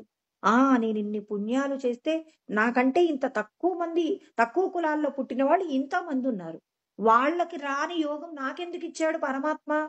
ఎందుకంటే నేను పుణ్యకర్మలు చేశాను, సత్కర్మలు చేశాను, పరుల యొక్క శ్రేయస్సును కోరుకున్నాను కాబట్టి నాకిలాంటి శ్రేష్టమైన జన్మిచ్చారు. ఈ శ్రేష్టతను నేను పెంచుకోవాలే తప్ప నేను దీన్ని దీనత్వంలోకి పోనీయకూడదని తల్లిదండ్రులు చెప్పినప్పుడు కదండీ పిల్లవాడు అర్థం చేసుకొని వాడు అహంకరించకుండా ఉండేది. మరి ఈ సత్యం ఎంతమందికి తెలుసండి? గొప్ప కులంలో పుట్టాంరా, మనం ఎంతో గొప్పవాళ్ళంరా అని చెప్పేసి చెప్పేవాళ్ళు ఉన్నారు కానీ, ఆ గొప్పతనాన్ని యొక్క మూలం తెలుసుకోవాలంటే నీకు భగవద్గీతలో చెప్పబడిన సత్యం తెలియాలి కదండి. నువ్వు చేసినటువంటి కర్మలలో ఉన్నటువంటి శ్రేష్టత్వమే నిన్నింత గొప్ప స్థితికి తీసుకువెళ్ళిందనే సత్యం కృష్ణ పరమాత్మ భగవద్గీతలో చెప్పారు కదండి. ఏమని చెప్పారు? తత్వవిత్తు మహాబాహో గుణకర్మ విభాగయోహ గుణా గుణేషు వర్తంత ఇతి మత్వా న సజ్జతే అన్నాడు. అంటే కృష్ణ పరమాత్మ ఏం చెప్పారు? తత్వమును తెలిసినటువంటి వాళ్ళు అర్థం చేసుకుంటున్నారు. గుణములతో కూడి కర్మ చేసినప్పుడు ఆ గుణమేమవుతుంది అనంటే మరి మన లోపల సత్వ రజస్తమో అనేటటువంటి 3 గుణాల ఆధారంగా మనం కర్మలు చేస్తాం. ఆ కర్మలే మనల్ని ఏం చేస్తున్నాయి? మరి కుల వ్యవస్థలోకి తీసుకువెళ్తున్నాయని 3వ అధ్యాయంలో చెప్తారు. గుణములతో కూడి కర్మ చేస్తూ ఉంటామనే మాట చెప్పి మళ్ళీ 4వ అధ్యాయంలో 13వ శ్లోకంలో అంటారనమాట. చాతుర్వర్ణ్యం మయా సృష్టం గుణకర్మ విభాగశః తస్య కర్తారమపి మాం విద్య కర్తారం అవ్యయం అంటారు. అంటే మీరు గుణములతో కూడి చేసినటువంటి కర్మయే 4 కులాలుగా మారుతుంది. సత్వగుణం ఎక్కువగా ఉన్నవారు బ్రాహ్మణుడుగా, సత్వగుణముతో కూడి రజోగుణాన్ని కలిగినటువంటి వారు మరి క్షత్రియుడిగా పుడుతున్నాడు. తర్వాత మరి తమో గుణము, తర్వాత సత్వ రజోగుణాలను కలిగి ఉన్నటువంటి వారు వైశ్యుడిగా పుడుతున్నారు. మరి రజో తమో గుణాలతో పుట్టిన కర్మ చేసిన వారు ఇక శూద్రుడుగా పుడుతున్నారని చెప్పేసి భగవంతుడు సత్యం చెప్పారు. మరి ఈ జ్ఞానం ఉన్నప్పుడు మన తల్లిదండ్రులు మనకి ఇటువంటి జ్ఞానముతో పిల్లల్ని పెంచారనుకోండి, నీకు గొప్ప కులం ఎందుకు వచ్చింది, గొప్ప సంపద ఎందుకు వచ్చింది, మరి నీ చుట్టూ ఉన్నటువంటి సమాజంలో ఉన్న వాళ్ళకంటే నువ్వెందుకు ఇంత ఐశ్వర్యవంతుడిగా పుట్టావు? మా కొడుకుగా పుట్టావు కాబట్టి ఐశ్వర్యవంతుడి కాదు, నువ్వు చేసుకున్న పుణ్యకర్మ నిన్ను ఈ స్థితిలో నిలబెట్టిందని ఏ తల్లిదండ్రి అయితే పిల్లలకు నేర్పిస్తారో అప్పుడు ఆ పిల్లవాడు సమాజానికి హితమే చేస్తాడు తప్ప ఎప్పుడూ కూడా ఇతరులకు హాని చెయ్యడండి. కృష్ణ పరమాత్మ చెప్పిన సత్యాలన్నీ భగవద్గీతలో ఉన్నాయి. అందుకే చిన్నప్పటి నుంచే పిల్లలకి మనము ఇటువంటి జ్ఞానాన్ని ఈ జ్ఞాన సంపదను వారసత్వంగా అందించామనుకోండి, అప్పుడు వాళ్ళు గొప్పవాళ్ళుగా అవుతారు. సమాజం గొప్ప స్థితిలో ఉంటుంది. పరమాత్మతో ఐక్యం కావడానికి పెద్దగా దుఃఖమేమీ ఉండదు. పెద్ద కష్టమేమీ కూడా ఉండదండి. అంటే మూలాలలో మనకు భగవద్గీత జ్ఞానము మనం అందిపుచ్చుకోకపోవడం వలన మన పిల్లలకు అటువంటి జ్ఞానం అందించడంలో విఫలమైనప్పుడు వాడేమంటాడు, క్లాస్‌లోకి వెళ్ళిపోయి వాడేమంటాడు, "అరే! మేము గొప్ప కులంరా బాబు! మీరందరూ దూరంగా కూర్చోండి" అని మరి ఎంతో మందిని మనం చూసామండి గతంలో. ఇప్పటికి కూడా కొన్ని కొన్ని చోట్ల చూస్తున్నాం. మరి ఒక తక్కువ స్థాయిలో ఉన్నటువంటి కులంలో ఉన్నవాడు మరి దేవాలయంలోకి రాకూడదు అని చెప్పేసి అనేటటువంటి వాళ్ళు ఇప్పటికీ మన చుట్టూ ఉన్నటువంటి ఊర్లలో చూస్తున్నాం. నేను తొలిసారిగా చూసి ఆశ్చర్యపోయాను. పలానా కులం వాడు ఈ గుడిలోకి రాకూడదు అని చెప్పేసి నిబంధన పెట్టిన ఊర్లు కూడా ఉన్నాయి. అంటే మీకేం తెలుసు మీ జ్ఞానము? మీ లోపట ఉన్నటువంటి శక్తివంతమైన బ్రహ్మము ఏం చెప్పిందనేటటువంటి మూలాలు మీకు తెలీదు కాబట్టి మీరు సమాజంలో మీరు ఇంకా వాళ్ళని వెలివేస్తున్నారు. మీ పిల్లలకు మీరేం నేర్పిస్తారు? అరే! నువ్వు గొప్పవాడివిరా, నువ్వు గొప్పవాడితోనే, మన కులం వాడితోనే స్నేహం. మిగిలిన వాళ్ళందరూ కూడా నీచమైన వాళ్ళు అని చెప్తే వాడెప్పటికి భగవంతుడిని తెలుసుకుంటాడు. అసలు వాడు భగవంతుడిని తెలుసుకునే అర్హత నువ్వెక్కడ పొందనిస్తావు? నీ లోపట ఉన్నటువంటి లోపాలను దిద్దుకోవడానికి ముందు నువ్వు గీతా జ్ఞానాన్ని అధ్యయనం చేసినప్పుడు కదా నీ కొడుకును నువ్వు దిద్దగలిగేది. నీ పిల్లలు దిద్దబడాలి అంటే అసలు నీకింత శ్రేష్టత్వం ఎలా వచ్చిందో నీకు తెలియాలి. నీకు తెలియకుండా నీ పిల్లలకు నువ్వేం బోధ చేస్తావు? కృష్ణ పరమాత్మ చెప్పినటువంటి ప్రతి సత్యాన్ని మనం జీర్ణం చేసుకున్నప్పుడు కదండి. అందరిలో ఉన్న భగవంతుడిని చూడాలంటే ముందు ఈ కుల వ్యవస్థలో ఉన్న వీళ్ళు తక్కువ వాళ్ళు, వీళ్ళు ఎక్కువ వాళ్ళు అని చెప్పి ఎవరైతే ఎక్కువ తక్కువ అనే వ్యత్యాసాలు చూయిస్తారో వాళ్ళందరికీ పరమాత్మ ఏమిస్తాడో కూడా చెప్పాడండి. ఇదంతా తెలుసుకోకుండా మరి భగవద్గీతలో చెప్పబడిన సత్యాలు ఏవి తెలుసుకోకుండానే ఏం చేస్తుంటారు, వారి యొక్క జీవనాన్నంతా పూర్తి చేసుకొని మళ్ళీ మళ్ళీ హీనోపాదుల్లోకి వెళ్ళిపోతున్నారు. కృష్ణ పరమాత్మ ఎలాంటి గొప్పదైన సత్యం చెప్పారో తెలిస్తే అందరూ ఏడుస్తారట. తానహం ద్విషతః క్రూరాన్ సంసారేషు నరాధమాన్ క్షిపామ్యజస్రమ శుభాన్ ఆసురిష్వేవ యోనిషు అన్నారు. 16వ అధ్యాయం 19వ శ్లోకం. నెంబర్ ఎందుకు చెప్పాలి అంటే చెప్పబడిన ప్రతి మాట కూడా కృష్ణ పరమాత్మదే తప్ప ఇతరులు ఎవరు కూడా చెప్పగలిగిన సాహసం చేయలేరండి. చేయలేరు కూడా. ఎవరైనా ఏదైనా బోధిస్తున్నారు అంటే అది ఆ పరమాత్మ అనుగ్రహం చేత ఆ పరమాత్మ పలికేటటువంటి సత్యాలే కాబట్టి నంబరు కూడా చెప్తే భగవద్గీతలో ఆ విషయాన్ని మనం చూసినప్పుడు ఇక్కడ అబద్ధం చెప్పబడలేదు అనే సత్యం గ్రహించినప్పుడు మన మనసు ఏం చేస్తుందంటే భగవంతుడి మీద మమకారాన్ని పెంచుకుంటారు. భగవంతుడితో కలిసి జీవించడానికి, భగవంతుడు చెప్పినటువంటి సత్యాన్ని ఆచరించడానికి, ఇతరులకు ఆచరింప చేయడానికి కావలసినటువంటి శక్తి మన మనస్సు తీసుకుంటుందండి. అంటే మన మనస్సు అడిగే ప్రతి ప్రశ్నకు సమాధానం భగవంతుడు కృష్ణ పరమాత్మ భగవద్గీతలో చెప్పారు. తానహం ద్విషతః క్రూరాన్ సంసారేషు నరాధమన్. సంసారమునందు నీచమైనటువంటి ఉపాధులలోకి మిమ్మల్ని తీసుకువెళ్తాను. నేనేం చేస్తాను అని చెప్పారంటే క్షిపామ్యజస్ర విసిరివేస్తానన్నాడండి. చాలా నీచమైన యోనుల్లోకి విసిరివేస్తాను అని చెప్పేసి కృష్ణ పరమాత్మ చెప్తున్నారు. మరి ఎవరి గురించి చదవండి మీకు వీలైతే. 16వ అధ్యాయంలో అసుర గుణాలు, దైవ గుణాల గురించి చెప్పారు. నేను గొప్ప కులంలో పుట్టానని అహంకరించిన వాళ్ళందరికీ చాలా శిక్ష పడుతుందన్నాడు. నేను ధనవంతుణ్ణి అని చెప్పి అహంకరించినటువంటి వాడికి శిక్ష పడుతుందన్నాడు. తర్వాత నేనే దానములు చేయగలను అని చెప్పేసి అహంకరించిన వాడికి, నేనే యజ్ఞములు చేయగలిగినని ఎవడైతే అహంకరిస్తాడో వాడందరికీ పడే శిక్ష గురించి చెప్పారు. ఇవన్నీ తెలియకపోవడం వల్లే కదండి. ఒక పని చేస్తే, ఒక యజ్ఞం చేస్తే ఎంతమంది నన్ను పొగుడుతున్నారని చెప్పేసి కర్మ చేస్తే కృష్ణ పరమాత్మ అంటాడు, యజంతే నామ యజ్ఞయిస్తే దంబేనా విధి పూర్వకం. విధి తప్పి చేసే యజ్ఞముల వల్ల ఫలితం పొందక మీరు నీచమైనటువంటి స్థితిని పొందుతారని కృష్ణ పరమాత్మ హెచ్చరిక చేసినటువంటి విషయాలు మరి కృష్ణ పరమాత్మ 16వ అధ్యాయం మనకి 16వ శ్లోకంలో వివరణ చేశారండి. 17వ శ్లోకంలో చెప్పారు. మరి ఇన్ని విషయాలను కృష్ణ పరమాత్మ చెప్తే భగవద్గీతలో మనం ప్రవేశాన్ని పొందడానికి కూడా ప్రయత్నం చెయ్యట్లేదు. లోకంలో సంపదలు సంపాదించడానికి ఉన్న సమయం, నిన్ను నువ్వు తెలుసుకొని నిన్ను నువ్వు ఉద్ధరించుకోవడానికి ఎలాంటి జ్ఞానం ఉంటే నువ్వు అహంకరించకుండా ఉండగలవో దానికి సంబంధించిన మూలాలన్నీ కూడా భగవద్గీత యందు కృష్ణ పరమాత్మ పొందుపరిచి ఉన్నారు. కాబట్టి ఇప్పటికైనా ప్రయత్నం చేసి భగవంతుడి యొక్క జ్ఞానాన్ని పొంది మనల్ని మనం ఉద్ధరించుకునే ప్రయత్నం చెయ్యాలని కృష్ణ పరమాత్మ మనందరికీ కూడా చెప్తున్నారు. అందుకే ఆయన అంటున్నారనమాట, మీరందరూ కూడా వృద్ధిని పొందాలి అంటే మీరు దేవతలను నేను ఎలా సృష్టి చేశానో తెలుసుకోండి ఫస్ట్ అంటున్నారు. దేవాన్ భావయతానేనా తే దేవా భావయంతు వః పరస్పరం భావయంతః శ్రేయ పరమవాప్స్యద. కృష్ణ పరమాత్మ చూడండి మొదట ఏమన్నారు, మిమ్మల్ని అందరినీ నేను ఎలా సృష్టి చేశానంటే యజ్ఞముల ద్వారా సృష్టి చేయడం జరిగింది మొదట. తర్వాత మళ్ళీ మీకు కావలసిన కోరికలన్నీ ఎలా తీర్చుకుంటారు అంటే మళ్ళీ మీరు యజ్ఞములు చెయ్యండి అన్నారు. మరి యజ్ఞములు అంటే మనం కన్ఫ్యూజ్ అవుతాం కదా. మరి భగవంతుడు దేవతల గురించి చెప్పి ఉండకపోతే మరి ఇవాళ మనం అందరము మరి దేవతార్చన లేకుండా ఉండేది. ఎందుకు సనాతనమైనటువంటి ధర్మంలో దేవతలకు పూజ ఎందుకుందండి? దేవతలకు పూజ లేకుండానే మనం అందరము ఇన్ని జన్మల నుంచి మనం పుడుతూ మరణిస్తూ వస్తూ ఉన్నామా? దేవతార్చన ఉందా లేదా? దేవతార్చన గురించి కృష్ణ పరమాత్మ ఉందని చెప్పారా లేదని చెప్పారా? దేవతార్చన ఉంది.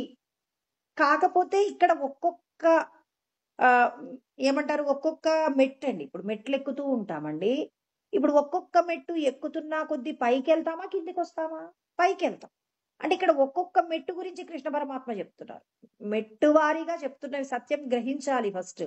ఆయన ఏమంటున్నాడు, మీరందరూ మీకు కావలసిన కోరికలను పొందాలంటే యజ్ఞములు చేయాలి. మరి ఆ యజ్ఞములు ఎలా ఉంటాయి చెప్తున్నారు.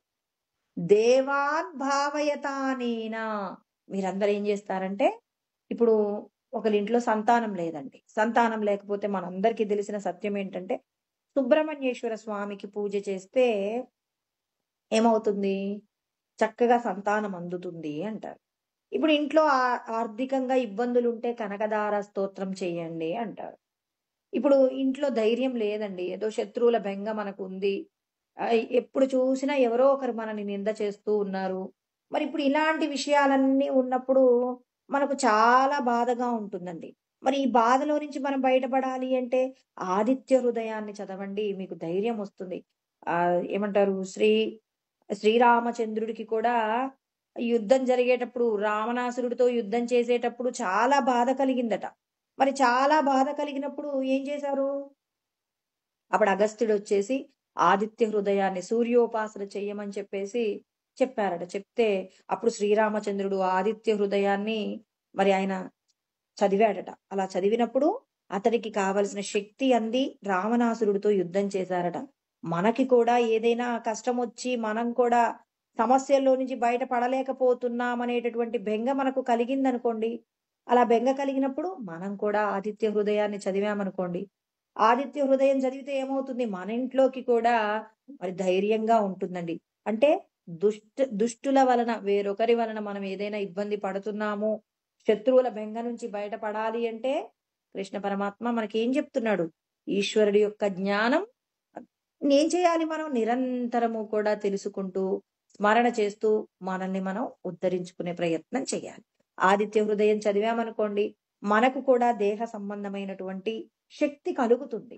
అంటే మన శరీరంలో ఉన్నటువంటి దేవతలకి శక్తి కలుగుతుంది. ఎవరెవరున్నారు, చెవుల యందు దిక్పాలకులు ఉన్నారండి, ముక్కు యందు అశ్విని దేవతలు ఉన్నారు, మరి చేతుల యందు ఇంద్రుడు ఉన్నారు, పాదముల యందు ఇంకా శ్రీ మహావిష్ణువు ఉన్నారు, మరి కంటి యందు సూర్యుడు ఉన్నాడు, మనసుకు చంద్రుడు ఉన్నాడు, మరి బుద్ధికి బృహస్పతి గురువుగా ఉన్నారు. ఇలా చాలా మంది దేవతలు మన దేహంలో ఉన్నారు. వీళ్ళందరికీ కూడా శక్తి కలగాలి అంటే మరి దేవతలకు శక్తి కలగాలి అంటే మనం ఏం చేయాలి, మంత్రాన్ని స్మరణ చేయాలి. మంత్రోచ్చారణ చేస్తూ భగవంతుడి మీద, స్వామి మీరే మాకు ఆ శక్తిని ఇవ్వాలి అని భగవంతుడిని ప్రార్థిస్తున్నాం అనుకోండి, ఆ ప్రార్థన ఏమవుతుంది, దేహ సంబంధమైనటువంటి ఏ దుఃఖం ఉందో ఆ దుఃఖాన్ని తీర్చడం కోసం దేవుడు ఏం చేశాడు, ఇంతమంది దేవతలను, 3,000,000 దేవతలను ఆ పరమాత్మ మనకు ప్రసాదించారనమాట. ఇంతమంది దేవతలు నాకు స్వామి నాకు ఈ కష్టం వచ్చింది స్వామి, ఈ కష్టం తీర్చండి స్వామి అని చెప్పేసి మనం ఇలా స్మరణ చేస్తుంటే ఒక్కొక్కటి ఇప్పుడు చేతికి గాయమైందనుకోండి, చేతికి ఇప్పుడు మనం ఏం చేస్తాం, ఇప్పుడు ఎముకలకు సంబంధించిన ఏదైనా మనకు అనారోగ్యం వస్తే ఎముకలకు సంబంధించిన డాక్టర్ గారి దగ్గరికి వెళ్తాం. తర్వాత కంటికి సంబంధించినటువంటి ఇబ్బంది ఉందనుకోండి, కన్ను డాక్టర్ దగ్గరికి వెళ్తాం. ఇదంతా మనకు తెలుసు కదండి. మనకు తెలియని విషయాలు ఏమున్నాయి? నెర్వ్స్ కి సంబంధించి నరాలకు సంబంధించినటువంటి డాక్టర్ దగ్గరికి పోతాం. ఇలా ఒక్కొక్క శరీరానికి సంబంధించి ఏ ఇబ్బంది కలిగితే ఆ డాక్టర్ దగ్గరికి పోతున్నామా? పోవట్లేదా? లేదండి. ఈ శరీరం అంతా ఒక్కటేనండి. నేను ఒక్కళ్ళ దగ్గరికే వెళ్తానండి అని చెప్పేసి మనం ఎందుకు మొండి పట్టు పట్టట్లేదు? ఇప్పుడు కిడ్నీలకు సంబంధించి సమస్య వచ్చిందనుకోండి, ఆ కిడ్నీల సమస్యకు ఎవరు పరిష్కారంగా ఏ డాక్టర్ ఉన్నారో ఆ డాక్టర్ దగ్గరికి వెళ్తాం గానీ, అయ్యో! లేదండి నేను ఎంబీబీఎస్ దగ్గరికి పోతాను అన్నీ ఆయనే చూసుకుంటాడని ఎవరు ఎందుకు వెళ్ళట్లేదు? స్పెషలిస్ట్ దగ్గరికి ఎందుకు పోతున్నారు? పలానా డాక్టరు ఇందులో స్పెషలిస్ట్ అంట అంటే మనం వెళ్తున్నాం గదా! అంటే మరి దేహ సంబంధమైన దుఃఖాలు కలిగినప్పుడు కూడా ఒక్కొక్క దుఃఖానికి సంబంధించి ఒక్కొక్క దుఃఖాన్ని పోగొట్టుకోవడానికి దేవతలను కూడా ఆశ్రయిస్తూ ఉన్నాము. ఇదంతా భగవంతుడి యొక్క డిజైనింగ్. ఈశ్వరుడి యొక్క డిజైనింగ్ తెలుసుకోండి ఫస్టు. ఈశ్వరుడి యొక్క డిజైనింగ్‌లో ఆయన ఏం చెప్తున్నాడో వినండి ఫస్టు. ఇదంతా విన్న తర్వాత పరిపూర్ణమైన జ్ఞానము కలిగిన తర్వాత మనం ఏం చేయాలో పరమాత్మ చాలా చక్కగా భగవద్గీతలో వివరణ చేశారు. ఇప్పుడు చూడండి పరమాత్మ ఏమంటున్నారు? దేవతలను సృష్టించింది నేనే. ఈ మాట కోసం నేను చెప్తానండి 4వ అధ్యాయంలో. అందుకే భగవద్గీత ఏదో 2 శ్లోకాలు వచ్చేసాయి, నాకు భగవద్గీత అర్థమైపోయిందని ఎవరూ కూడా అనుకోకండి.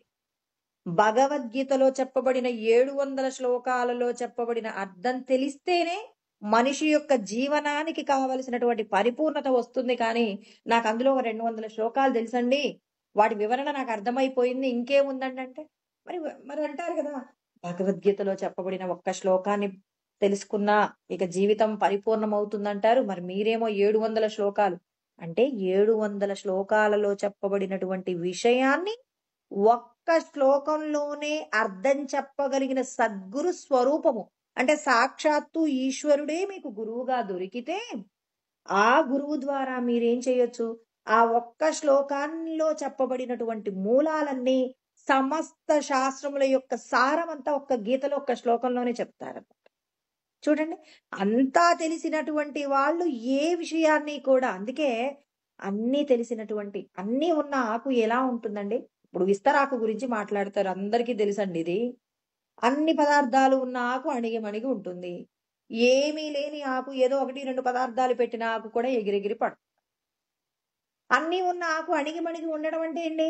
సమస్త శాస్త్రముల యొక్క సారమైన గీతా సారమంతా రంగరించి ఒక్క టాబ్లెట్ రూపంలో, ఒక్క శ్లోకం రూపంలో దాన్ని చెప్పగలిగి ఆచరణలో నిలబెట్టగలిగిన గురువు దొరికితే ఆ గురువు ఎవరు? సాక్షాత్తు ఈశ్వరుడేనండి.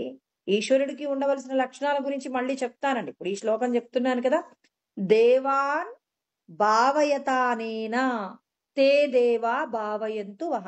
అంటే దేవతలకు మీరేం చేస్తారు? యజ్ఞములు చేయండి అన్నారు. యజ్ఞములు అంటే ఇప్పుడు మీరు సంపాదించుకున్నారు, మీ పొలంలో ఒక 100 బస్తాలు పండాయి అనుకోండి. ఆ 100 బస్తాలు మీరు మీ కుటుంబమే అనుభవిస్తారా? మనమేమంటాం?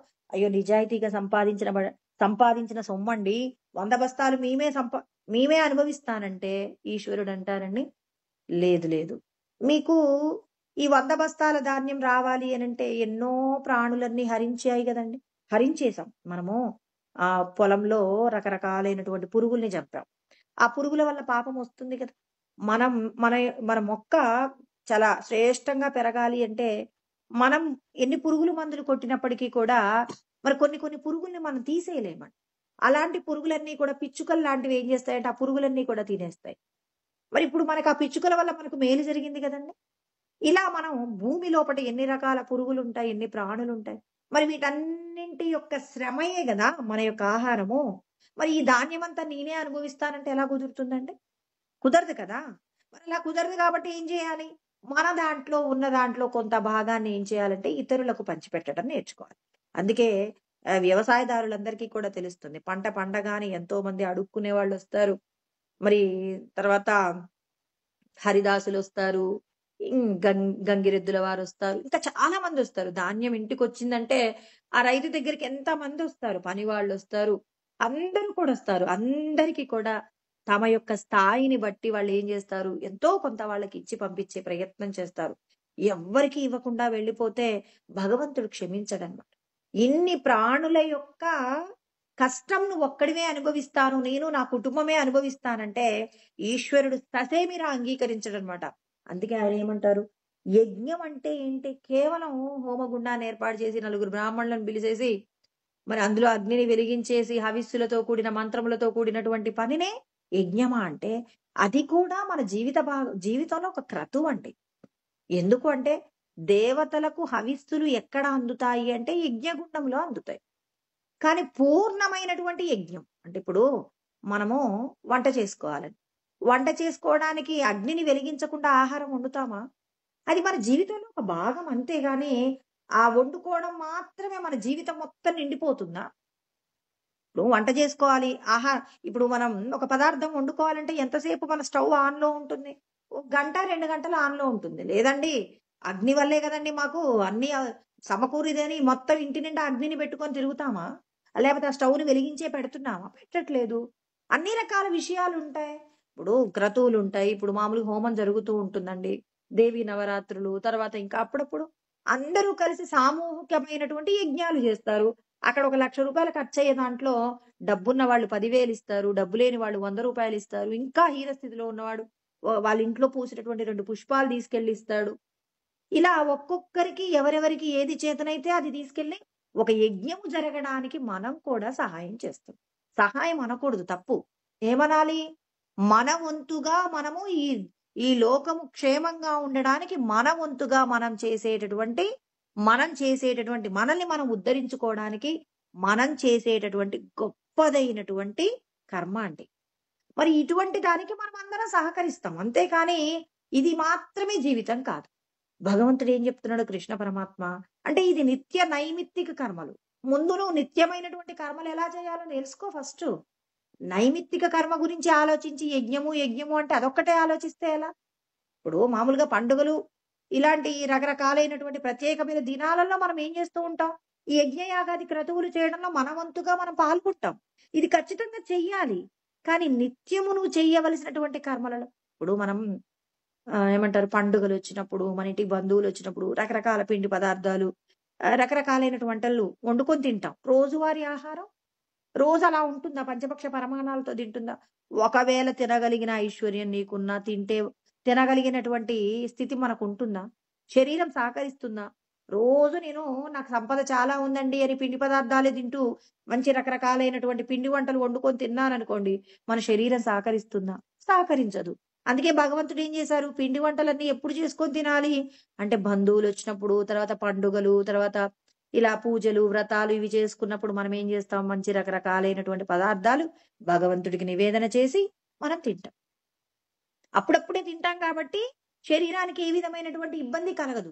రోజు అవే తింటారంటే ఇవాళ ధనవంతులందరూ కూడా మేము రోజు అవే తింటామని, వాటితో మేము చాలా అనారోగ్యం లేకుండా ఆరోగ్యంగా ఉన్నామని చెప్పగలిగిన వాళ్ళు ఎంతమంది ఉన్నారు? వేళ్ల మీద లెక్క పెట్టండి చూద్దాం. ఎవ్వరూ ఉండరు. ఎందుకు లేరు? ఎందుకు లేరు అంటే రోజు అవి తింటే నీ శరీరానికి హాని. భగవంతుడు కూడా రోజు చెప్తున్నాడు. అసలు నువ్వు రోజు జీవించడానికి ఏ విధంగా కర్మ చెయ్యాలో నేర్పిస్తుంది భగవద్గీత. ఇప్పుడు మనం ఎంతసేపు యజ్ఞం అంటే నైమిత్తిక కర్మల గురించి ఆలోచిస్తాం కానీ, నిత్య జీవితంలో నువ్వు చేసే కర్మ ఎలా ఉండాలో నేర్చుకోవెందుకు? ఎన్నడో పండగ నాడు యజ్ఞం చేస్తామండి, గుడికి వెళ్తామండి, మొన్న చండీ యాగం చేశామంటావు. రోజువారీ నిత్య జీవితంలో నువ్వు ఎలా బతకాలో ఎందుకు తెలుసుకోవు? నిత్య జీవితంలో నువ్వు జీవించే జీవన విధానం ఎలా ఉండాలో తెలుసుకోకుండా నేను యజ్ఞం చేశానండి, దానం చేశానండి అంటే చెయ్యమని పరమాత్మ చెప్పాడు. కానీ రోజువారీ నిత్యమైనటువంటి కర్మలు ఎలా ఉండాలో కృష్ణ పరమాత్మ చెప్తున్నారు. రోజు నువ్వు ఎలా జీవించాలి? ఎలా జీవించాలి? ప్రతి క్షణం నువ్వు జీవన విధానం అంతా ఒక యజ్ఞంగా మారిపోవాలి అంటాడు పరమాత్మ. కృష్ణ పరమాత్మ చూడండి, ప్రతి క్షణం నీ ఆలోచన ఎలా ఉంది, నీ మాట ఎలా ఉంది, నీ ప్రవర్తన ఎలా ఉంది? నువ్వు శరీరంతో చేసే కర్మ ఇతరులకు హాని చేసేలాగా ఉందా, లేకపోతే ఇతరులకు శ్రేయస్సును కలిగించేలాగా ఉందా? నీ జీవన విధానాన్ని నువ్వు ఎలా మలుచుకుంటున్నావు? నువ్వు ఏ విధమైనటువంటి జీవన విధానం గడిపితే నువ్వు చేసే ప్రతి కర్మ ఆ పరమాత్మను చేరుకోగలిగినటువంటి యజ్ఞంగా మారుతుందో, నిన్ను గొప్ప వ్యక్తిగా అంటే నరుడిని నారాయణుడిగా తీర్చిదిద్దగలిగిన జ్ఞానం భగవద్గీతలో ఉంది. అందుకే కృష్ణ పరమాత్మ ఏమంటున్నారు? మీరందరూ కూడా ఏం చేస్తారు? మీరు చేసేటటువంటి రోజువారీ కర్మలలోనే ఇప్పుడు మనందరికీ కూడా ఒక కుల దైవం ఉంటుంది. మన పూర్వీకుల నుంచి కూడా మనమందరం ఏ కులంలో కులదైవం పుడితే ఆ కులానికి ఆ సంబంధించి కులదైవాన్ని మనం ఎలా మన ఇంట్లో ఉన్న కుల దేవతకు ఎలా శక్తి అందుతుందో చెప్పండి. మనం చేసిన కర్మలే ఆ దేవతకు శక్తి అందుతుందండి. మనం రోజు ఇంట్లో పాపపు పనులు చేస్తున్నాం. పాపపు ఆలోచనలు చేస్తున్నాం. కృష్ణ పరమాత్మ చెప్తారు ఆ మాట గురించి. మోగాశ మోగ కర్మాణో మోగ జ్ఞాన విచేతసః రాక్షసీమాసురీం చైవ ప్రకృతిం మోహినీం శ్రితాః అన్నారండి. అంటే వ్యర్థమైన ఆలోచనలు, వ్యర్థమైన కర్మలు, వ్యర్థమైన ఆశలు ఇలా కలిగిన వాళ్ళందరూ రాక్షస ప్రవృత్తి అండి. ప్రతిరోజు లేవగానే ఆ ఇవాళ ఎవరిని ఏడిపిద్దామా అని ఆలోచన చేశారనుకోండి.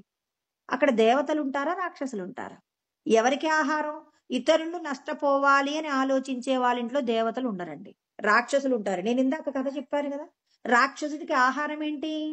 మన యొక్క కోపము, మన యొక్క ఆశలు, వ్యర్థమైన కోరికలు, ఇతరుల యొక్క నాశనాన్ని కోరుకునేటటువంటి కుటుంబం ఎక్కడుంటుందో అక్కడ దేవతలుండరు. రాక్షసులుంటారు. రాక్షసులుంటారు కాబట్టి అవతల వాడు ఏడుస్తుంటే వీడు నవ్వుతుంటాడండి. వీడు నవ్వుతుంటాడు కాబట్టి ఇప్పుడు వీళ్ళని ఏ కుటుంబం కూడా దగ్గరికి రావడానికి ఇష్టపడదండి. రాక్షసుల్ని మనం ఇంట్లోకి రానిస్తామా? రానివ్వము. అంటే ఇక్కడ మనకు అర్థమవుతుంది. రాక్షస ప్రవృత్తి కలిగినటువంటి కుటుంబాలు ఎప్పుడూ సంతోషంగా ఉన్నట్టు కనపడుతూ ఉంటాయి. ఎందుకంటే రాక్షస ప్రవృత్తి ఎప్పుడూ పరులను హింసించే ప్రయత్నమే. మరి ఈ రాక్షసుడు ఆనందంతో పెరుగుతూ ఉంటాడు. పాపపు కర్మలతో పెరుగుతూ ఉంటాడు. ఒకరోజు పరమాత్మ రావణాసురుడిని ఏం చేశాడు? పాపపు కర్మలు చేస్తూ తన పాపాన్ని పెంచుకుంటూ వెళ్ళిపోయాడు. సీతమ్మ తల్లిని అపహరించాలనేటటువంటి కోరిక కల్పించారు. సీతమ్మ తల్లిని తీసుకొచ్చి అశోకవనంలో పెట్టారు. అశోకవనంలో సీతమ్మ తల్లి కంటి నుంచి వచ్చినటువంటి కంటి ధార అతనికి ఉన్నటువంటి పుణ్యాన్నంతా కొన్ని కోట్ల జన్మల పాటు భాగ్యవంతుడిగా జీవించగలిగిన పుణ్యం ఆ అమ్మవారు ఎవరు? మరి సాక్షాత్తు శ్రీ మహాలక్ష్మి ఆమె అయోనిజ అయినటువంటి భూమి నుండి పుట్టినటువంటి ఆ భూదేవి యొక్క స్వరూపము మరి ఆ అమ్మవారిని తీసుకొచ్చి అక్కడ పెట్టాడు. ఆమె ఏడుపుతో అతని కోట్ల జన్మలలో ఉన్న భాగ్యమంతా హరించి శ్రీరామచంద్రుడి రూపంలో అతనికి మృత్యువు వచ్చేసింది. అలా కాకుండా మనం ఏం చేయాలి? ప్రతిరోజు కృష్ణ పరమాత్మ చెప్పినటువంటి విషయాన్ని గుర్తుపెట్టుకొని మనం ఏ దేవతా స్వరూపాన్ని పూజిస్తున్నాం. చాలా మంది అంటారు, అయ్యో శ్రీ మహావిష్ణువు గొప్పవాడు అంటారు. కొంతమంది అంటారు ఊరి దేవత ఏముందండి, ఊరి దేవత ఆమె ఏం చేస్తుంది? ఈ ఊరిని కాపాడుతుంది. ఆమె ఏమైనా గొప్పగా ఫలితాలు ఇవ్వగలదా అంటే పరమాత్మ ఏమని చెప్పారు? ఫస్ట్ మనం తెలుసుకోవాల్సిన సత్యం ఏంటంటే ఒక రాయిలో ఈశ్వరుడు ఉన్నారు. అంటే ఈ సృష్టి జగత్తును పాలించగలిగినటువంటి శక్తి రాయికి ఉంది, ఒక చెట్టుకు ఉంది, ఒక చీమకు ఉంది, ఒక మనుషుడికి ఉంది, ఒక దేవతకు ఉంది, అందరికీ ఉందండి. ప్రతి స్వరూపానికి కూడా ఈశ్వరుడు సమానమైన శక్తిని ఇచ్చారని చెప్పారు. ఏదో కేవలం మనుషులకే ఇచ్చానండి, అందరికీ ఇవ్వలేదని ఎక్కడైనా చెప్పాడా భగవద్గీతలో? సమం సర్వేషు భూతేషు తిష్టంతం పరమేశ్వరం అని చెప్పేసి 13వ అధ్యాయంలో కృష్ణ పరమాత్మ 28వ శ్లోకంలో చెప్పారనమాట. సమం సర్వేషు భూతేషు అంటే భూతేషు అంటే అందులో రాళ్లలో భగవంతుడు తక్కువ స్థాయిలో ఉన్నారని అనుకుంటున్నారా? లేదు. మరి తక్కువ స్థాయిలో ఎందుకు లేడు భగవంతుడు అంటే మరి ఇక్కడ పరమాత్మ చెప్పేటటువంటి సత్యం ఏమిటి అంటే ఈశ్వరుడు చెప్పినటువంటి గొప్పదైనటువంటి సత్యం ఏమిటంటే నేను అందరిలో సమానంగా ఉన్నాను అంటున్నాడు. మరి అందరిలో సమానంగా నేనున్నానని ఈశ్వరుడు అంటుంటే ఇప్పుడు మరి మా ఊరి దేవతలో భగవంతుడిని తెలుసుకుని సాక్షాత్తు ఈశ్వరుడితో ఐక్యం కాగలిగిన శక్తి ఉంటుందా అంటే ఖచ్చితంగా ఉంటుంది. చీమకు ఈశ్వరుడికున్న శక్తి ఉంటుంది అన్నప్పుడు మరి ఊరి దేవతకి ఎందుకు ఉండదండి? అంటే ముందు మనం ఏం చేయాలి? ఈమె చిన్న దేవత, ఈమె పెద్ద దేవత, ఈయన పెద్ద, ఈయన చిన్న అనే వ్యత్యాసాలు వదిలేయండి. పరమాత్మ ఏం చెప్పాడో సత్యం తెలుసుకోండి. సమం సర్వేషు భూతేషు తిష్టంతం పరమేశ్వరం. పరమాత్మ అన్నింటా అంతటా సమంగా ఉన్నాడండి. ఇప్పుడు ఈ సత్యం తెలిసినప్పుడు మనం ఇప్పుడు ఏం చేయొచ్చు? పరమాత్మ ఏమంటున్నారు? మీరు దేవతలను పూజించాలి. దేవతలను పూజించాలంటే మీ అందరికి ఏం చేశాను? ఒక్కొక్క కుటుంబాన్ని ఇప్పుడు భగవంతుడు అందరికీ ప్రేమను అందించలేక అమ్మ రూపంలో ఉన్నాడండి ఆయన. అమ్మ అమ్మ నాన్న ఇద్దరు. అమ్మ ఏం చేస్తుంది? ప్రేమగా లాలిస్తుంది. నాన్న బాధ్యతలన్నీ స్వీకరిస్తారు. అమ్మా నాన్న రూపంలో భగవంతుడు అందరిలో అంతటా ఉన్నాడు. ఇప్పుడు అమ్మా నాన్నకు ఇప్పుడు ఈ కుటుంబాన్ని కాపాడటానికి ఒక దేవత అవసరం ఉంది.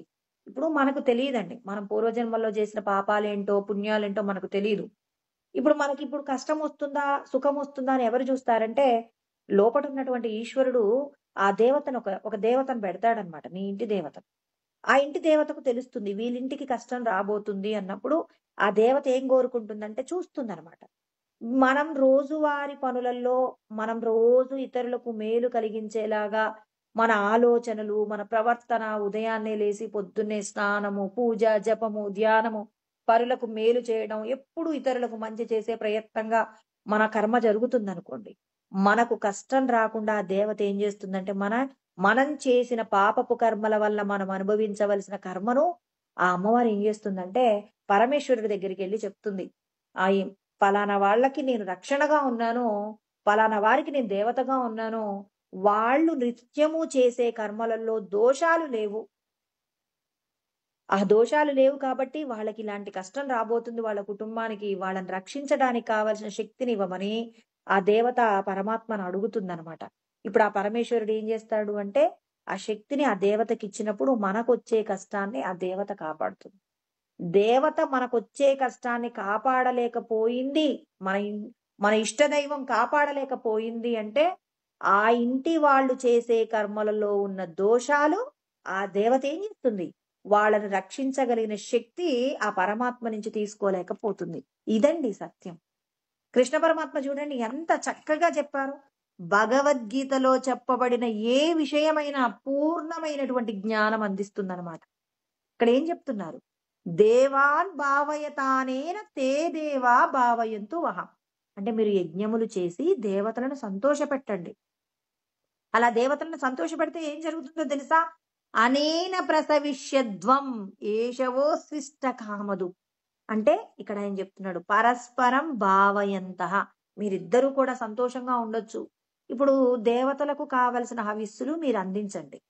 దేవత మీకేం చేస్తుంది? మీకు వచ్చే కష్ట నష్టాలన్నింటినీ కూడా ఏం చేస్తుంది? నష్టాలన్నీ తీసేసి కష్టాలన్నీ తీసేసి మీ ఇంట శుభములు కలిగేలాగా మీరు పూజించే మీ ఇష్ట దైవం, మీ తల్లిదండ్రుల నుంచి వంశపారంపర్యంగా వచ్చే దేవత మీకు అందిస్తుంది. అంటే మీరు చేసేటటువంటి కర్మలలో ఉన్న శుద్ధత, మీ యొక్క పాపాలను పోగొట్టగలిగినటువంటి శక్తి మీరు చేసే కర్మలలో ఉందా? దేవత ఏం చేస్తుందంటే మిమ్మల్ని రక్షించాలి అంటే మీరు చేసే కర్మలలో ఉన్న శ్రేష్టతే మిమ్మల్ని రక్షించేలాగా ఆ దేవత ప్రయత్నం చేస్తుంది. గాని మీరు మాత్రం పరమ పాపాలు చేస్తారా? దేవతకి మీరు ఆ పాపాలు చేసి పంచపక్ష పరమాన్నాలు పెట్టి ఒక వజ్రాలతో కూడిన ఒక కిరీటాన్ని చేపించి మా అమ్మవారికి మేము అంగరంగ వైభవంగా ఉత్సవం చేస్తామంటే ఆ దేవత మీకేమీ మీ కష్టాన్ని పోగొట్టదండి. మన కష్టాన్ని పోగొట్టడానికి మనం చేసేటటువంటి కర్మలలో ఉన్నటువంటి శుద్ధత. ఇక్కడ ఎన్ని విషయాలు తెలుసుకున్నామో మీరు గమనించండి. మనము చేసే కర్మలలో ఉన్న స్వచ్ఛత, త్రికరణముల చేత శరీరము, మనస్సు, వాక్కు ఎప్పుడు ఎలా ఉండాలి? పరులకు శ్రేయస్సు కలిగేలాగా మన యొక్క ప్రవర్తన ఉండాలి. ఇది మొదటిది. తర్వాత మనం చేసినటువంటి కర్మలు మనల్ని ఏం చేస్తుంటాయి? దేవతలను ఏం చేస్తుంటాయి? దేవతలకు శక్తి ఎలా అందుతుందండి? దేవతలకు శక్తి అందాలి అంటే మీరు చేసే కర్మలలో ఉన్నటువంటి శ్రేష్టత ఆ దేవతకు శక్తిని తెచ్చుకోవడానికి పరమాత్మ దగ్గరికి వెళ్ళి, ఎక్కడున్నాడు పరమాత్మ? మన సహస్రారంలోనే కూర్చున్నాడు ఆయన. ఆ పరమాత్మ సహస్రారంలో కూర్చుంటే వీళ్ళు చేసే కర్మలు బాగున్నాయండి, వీళ్ళలో దోషాలు లేవండి అంటే పరమాత్మ ఓకే అని చెప్పేసి ఆ దేవతా స్వరూపంగా ఈ జీవుడికి కావలసినటువంటి శక్తిని, అతడు కష్టపడకుండా ఉండడానికి కావలసిన శక్తిని ఇస్తున్నారు. అంటే ఇప్పుడు మనం శుద్ధంగా మారడానికి దేవతలు ఏం చేస్తున్నారు? మనకు అనుక్షణము కూడా ఏం చేస్తున్నారు? మీరు స్వచ్ఛంగా ఉండండి, దోషాలు లేని కర్మ చెయ్యండి అని చెప్పి దేవతలు మనకు హెచ్చరిక చేస్తూ చక్కగా చెప్తున్నారు. భగవంతుడు ఒక తన యొక్క పరిపాలనను ఎంత గొప్పగా డిజైన్ చేశారో చూడండి. పాపము చేస్తే ఈ శిక్ష పడుతుంది. పుణ్యం చేస్తే స్వర్గానికెళ్తారు. స్వర్గంలో ఇన్ని భోగములను అనుభవిస్తారు. ఈ పుణ్య పాపములు రెండింటిని ఈశ్వరుడికి సమర్పణ చేస్తే ఈశ్వరుడిగా మీరు పూర్ణమైనటువంటి స్థితిని పొందుతారని చెప్పి ఈశ్వరుడు అంచెలంచెలుగా మన చేత శుద్ధమైన కర్మలు చేయిస్తున్నారు. అందుకే మనం దేవాలయాలలో ఉన్నటువంటి దైవ స్వరూపాలన్నింటికి మనం పూజలు చేస్తూ, యజ్ఞయాగాది క్రతువులు చేస్తూ, దానాలు చేస్తూ, ఇలా మనం అన్ని చేస్తున్నాం అనుకోండి. అలా చేస్తూ ఉన్నప్పుడు ఏమవుతుందంటే ఆ పరమాత్మ యొక్క అనుగ్రహం పొందడానికి కావలసినటువంటి శుద్ధతను మనం పొందినప్పుడు ఆ పరమేశ్వరుడు మన లోపట ఇక పూర్ణంగా తానే జీవమే పరబ్రహ్మంగా మారేలాగా గొప్పదైనటువంటి స్థితిలోకి వెళ్ళడానికి ఎవరు సహాయం చేస్తున్నారు? మనకు వివిధ రూపాల సాకార రూపంలో ఉన్న దేవతలందరూ మనకు సహాయం చేస్తున్నారు. ఇంతమంది దేవతలకు మనం చేసేటటువంటి ఏదైతే కర్మ ఉందో ఆ కర్మ మనల్ని ఏం చేస్తుందంటే శుద్ధంగా మారుస్తుంది. అంటే ఇక్కడ భగవంతుడి యొక్క సృష్టి గురించి మాట్లాడాం. మరి ఇప్పుడు మేము ఏమన్నాము? నిరాకారమైనటువంటి నిర్గుణమైనటువంటి పరబ్రహ్మము గురించి తెలుసుకుంటున్నాం కదా. మరి ఇలా తెలుసుకుంటున్నప్పుడు మళ్ళీ దేవతను పూజించి మళ్ళీ ఇంకా మరి మేము ఎప్పుడు పరబ్రహ్మం అవుతాము అంటే ఇక్కడ చూడండి, భగవంతుడు ఎక్కడెక్కడ ఉన్నాడని తెలియనప్పుడు ఒక దేవతా రూపాన్ని మనం పూజించాము. ఇప్పుడు మన స్థితి మారుతుంది. ఇక్కడ అందుకే మనకు కృష్ణ పరమాత్మ చెప్తారు. ఎక్కడ చెప్తారంటే 7వ అధ్యాయంలో అందుకే చెప్పారు, భగవద్గీత కొద్దిగా అర్థమైతే సరిపోదు. దేవత యొక్క శక్తి గురించి మాట్లాడాను ఇక్కడ. దేవత యొక్క శక్తి ఏంటి? మీరు శుద్ధంగా ఉండండి, మీరు చేసే కర్మలలో ఉన్న స్వచ్ఛత. మరి దేవత మీకు ఏం చేస్తుంది? మీ ద్వారా హవిస్సులు తీసుకొని మీరు చేసే స్వచ్ఛమైనటువంటి కర్మలు దేవతలకు కావలసిన శక్తిని అందిస్తాయి. ఆ శక్తిని పరమాత్మ నుంచి రిసీవ్ చేసుకుంటుంది. ఆ శక్తి చేత మన కుటుంబాన్ని కాపాడుతుంది. ఈ మాటను మళ్ళీ అంచెలంచెలుగా మళ్ళీ 4వ అధ్యాయంలో కృష్ణ పరమాత్మ చెప్తారనమాట. 12వ శ్లోకంలో కాంక్షంతః కర్మణాం సిద్ధిం యజంత ఇహ దేవతః క్షిప్రం హి మానుషే లోకే సిద్ధిర్భవతి కర్మజ. ఇక్కడ మనుష్య లోకంలో దేవతల్ని మీరేదైనా కోరిక కోరుకుంటే మాత్రం ఖచ్చితంగా మీకు వెంటనే తొందరగా సిద్ధిస్తాయి అని చెప్పేసి చెప్పారు. అంటే కర్మలలో ఉన్నటువంటి దోషాలను గనక మనం నివృత్తి చేసుకుంటే దేవతను స్వామి అమ్మ మాకు ఇది ఇవ్వండి అని మనం వేడుకుంటే తొందరగా నెరవేరుతాయి అని చెప్పేసి చెప్పారు. మరి నాకు ఈ వస్తువు కావాలని, నాకు ఈ కుటుంబం ఇలా గొప్పగా ఉండాలని ఎందుకు కోరుకుంటాం? అసలు మా కుటుంబం గొప్పగా ఉండాలని చెప్పేసి ఎందుకు కోరుకుంటామంటే కామైస్తైస్తై హృతజ్ఞానా ప్రపద్యంతే అన్యదేవత. మనం రకరకాల దేవతలను పూజిస్తూ ఉన్నాం కదా. మరి ఆ పూజలను చేయడానికి కారణం ఏంటంటే కోరికల చేత అపహరించబడిన మనస్సు. అంటే మనం అందరం ఏమనుకుంటున్నాం? ఈ దేహమే నేను అనుకుంటున్నాం. మా పక్కింటి వాళ్ళకంటే నేను గొప్పగా ఉండాలనుకుంటాం. మా పక్కింటి పిల్లవాడి కంటే మా పిల్లవాడు బాగా చదవాలనుకుంటాం. అందరికంటే నేను గొప్పగా బతకాలనుకుంటాం. నాకు బాగా కీర్తి ప్రతిష్టలు రావాలనుకుంటాం. అందరికంటే శ్రేష్ఠుడిగా ఉండాలనుకుంటాం. ఇప్పుడు ఇన్ని రకాలైన విషయాలు మనల్ని ఏం చేస్తూ ఉన్నాయి? మనకు కోరికలు కోరుకునేలాగా చేస్తున్నాయి. ఈ కోరికలన్నీ ఈ జన్మలోనే కోరుకుంటున్నామా అంటే పూర్వజన్మ సంస్కారం చేత. ఇప్పుడు నాకు శివుడంటే ఇష్టం అని నేను అన్నాను అనుకోండి. ఇప్పుడు నాకు శివుడంటే ఇష్టము అని నేను అనుకుంటున్నప్పుడు ఇప్పుడు నాకు శివుడే ఎందుకు ఇష్టం? పూర్వజన్మలలో నేను శివుణ్ణి బాగా ఆరాధన చేసి ఉన్నాను కాబట్టి ఈ జన్మలో మా తల్లిదండ్రులు ఇంకా వైష్ణవాలయానికి దేనికైనా వెళ్ళినా నేనేమంటాను? నాకు శివుడంటే బాగా ఇష్టం అంటున్నా. ఎందుకంటున్నాను అంటే ఇది పూర్వజన్మ యొక్క సంస్కారం. ఆ పూర్వజన్మ యొక్క సంస్కారం చేత నేను ఈ దేవతను పూజిస్తున్నానండి. ఇది ఎక్కడ చెప్పారో చెప్పలేదు కదా. 7వ అధ్యాయంలో 20, 21, 22, 23లో చెప్పబడిన విషయాలు చెప్పుకుందాం. అంటే ఇక్కడ ఏం చెప్తున్నాడు? ఇక్కడేనా దేవతల గురించి వచ్చింది కాబట్టి మొత్తం తెలుసుకున్నాం అనుకోండి, ఇంకేంటి బెంగ ఉండదండి. ఇప్పుడు కృష్ణ పరమాత్మ ఏం చెప్తున్నారు? మీరు కోరికలను కోరుకుంటున్నారు. ఎందుకు కోరుకుంటున్నారు? ఈ దేహమే నేను అనుకుంటున్నారు. ఈ దేహానికి సంబంధించిన సర్వ సుఖాలు కావాలనుకుంటున్నారు కాబట్టి సమస్త సుఖాల గురించినటువంటి ఆలోచన మనకుండి మనం ఏం చేస్తున్నాం? ప్రపద్యంతే అన్యదేవత అంటే దేవతలందరినీ మనం ఏం చేస్తున్నాం? పూజిస్తూ ఉన్నాం. తం నియమమాస్తాయ ప్రకృత్యా నియతా స్వయ. అంటే ఇప్పుడు మనం ఒక లక్ష్మీ వ్రతం చేయాలనుకోండి, ఏం చేస్తాం? ఆ వ్రతానికి సంబంధించిన చాలా రకాలైనటువంటి మరి ఆ నియమాలన్నీ పాటించి పూజిస్తున్నాం. ఆ దేవత వల్ల నాకు అనుగ్రహం దొరకాలి అని చెప్పేసి ఇప్పుడు లక్ష్మీదేవిని పూజిస్తున్నామంటే ఐశ్వర్యం ఇవ్వమని ఆ దేవతను వేడుకుంటాం. ఇప్పుడు అసలు నువ్వు ఆ దేవతను పూజించడానికి కారణం కోరికలున్నాయండి నీకు. నాకు సంపద బాగా రావాలనుకుంటున్నాను కాబట్టి ఆ కోరికల చేత నేనేం చేస్తున్నాను? ఆ అమ్మవారిని పూజిస్తున్నాను. ఆ అమ్మవారిని పూజించడంలో ఇక్కడ కృష్ణ పరమాత్మ చెప్తున్నాడు.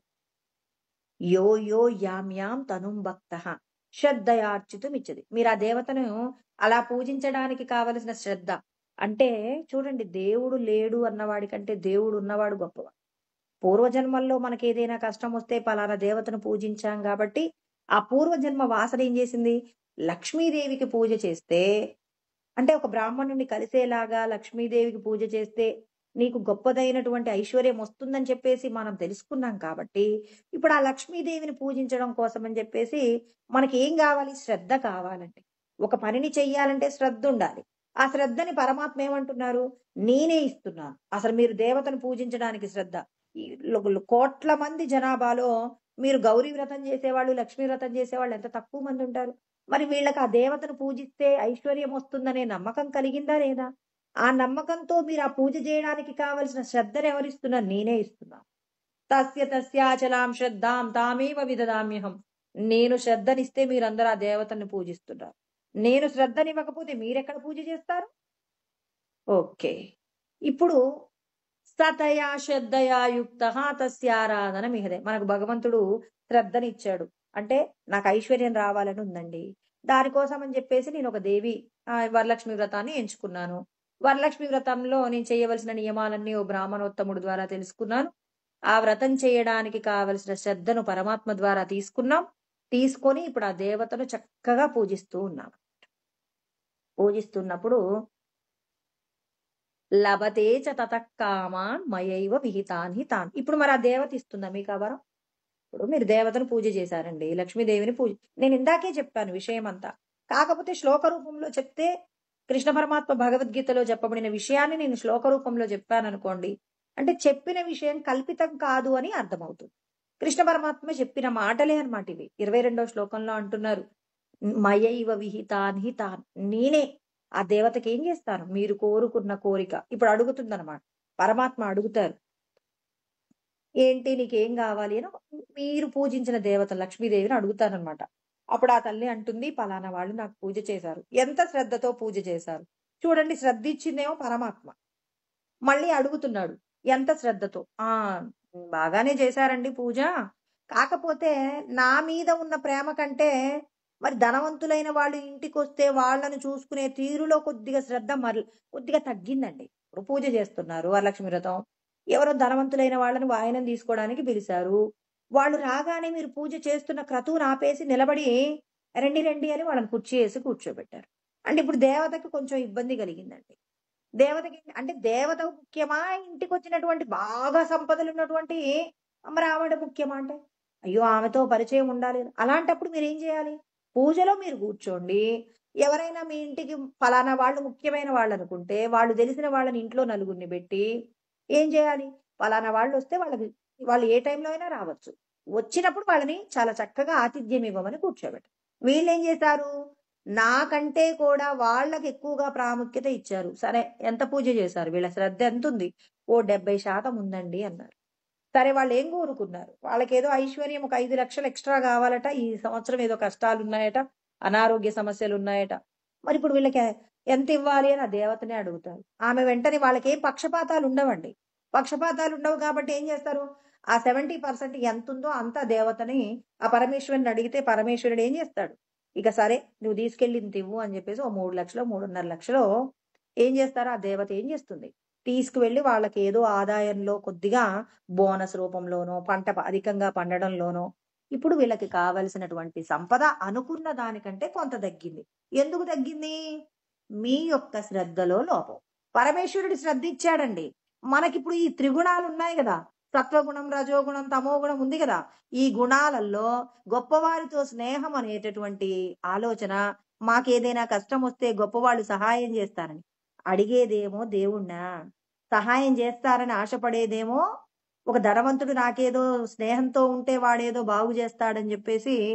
అంటే ప్రతిఫలాన్ని కోరకుండా, అంటే ఇప్పుడు మనం ఎవరి దగ్గరైనా రుణం తీసుకున్నాం అనుకోండి, ఇప్పుడు నాకు ఏదైనా కష్టం వచ్చిందండి, బాగా తెలిసిన వాళ్ళు బంధువులు ఉన్నారు, ధనవంతులు ఉన్నారు. నేను హాస్పిటల్లో ఉంటే వాళ్ళు ఒక 4,00,000 వాళ్ళు మాకు ఏం చేశారు, బదులుగా ఇచ్చారు. బదులుగా ఇస్తే వడ్డీ లేకుండా ఇచ్చారు. ఏదో ధనవంతులు, వాళ్ళకి డబ్బు అధికంగా ఉంది కాబట్టి వడ్డీ లేదు గాని అసలు కట్టేయాలిగా. అంటే ఇప్పుడు నువ్వు అసలు కూడా కట్టేయాలి. అసలు కూడా కట్టవలసిన అవసరం లేకుండా దేవతకు శ్రద్ధగా పూజ చేస్తే అసలు నీకు హాస్పిటల్‌కి పోయే అవకాశం లేకుండా దేవుడు చేస్తాడు గదండీ. ఇది మర్చిపోతాం మనం. అయ్యో! హాస్పిటల్‌కెళ్తేనండి వాళ్ళు వడ్డీ లేకుండానే 4,00,000 ఇచ్చారండి. 4 నెలల తర్వాత కట్టాను.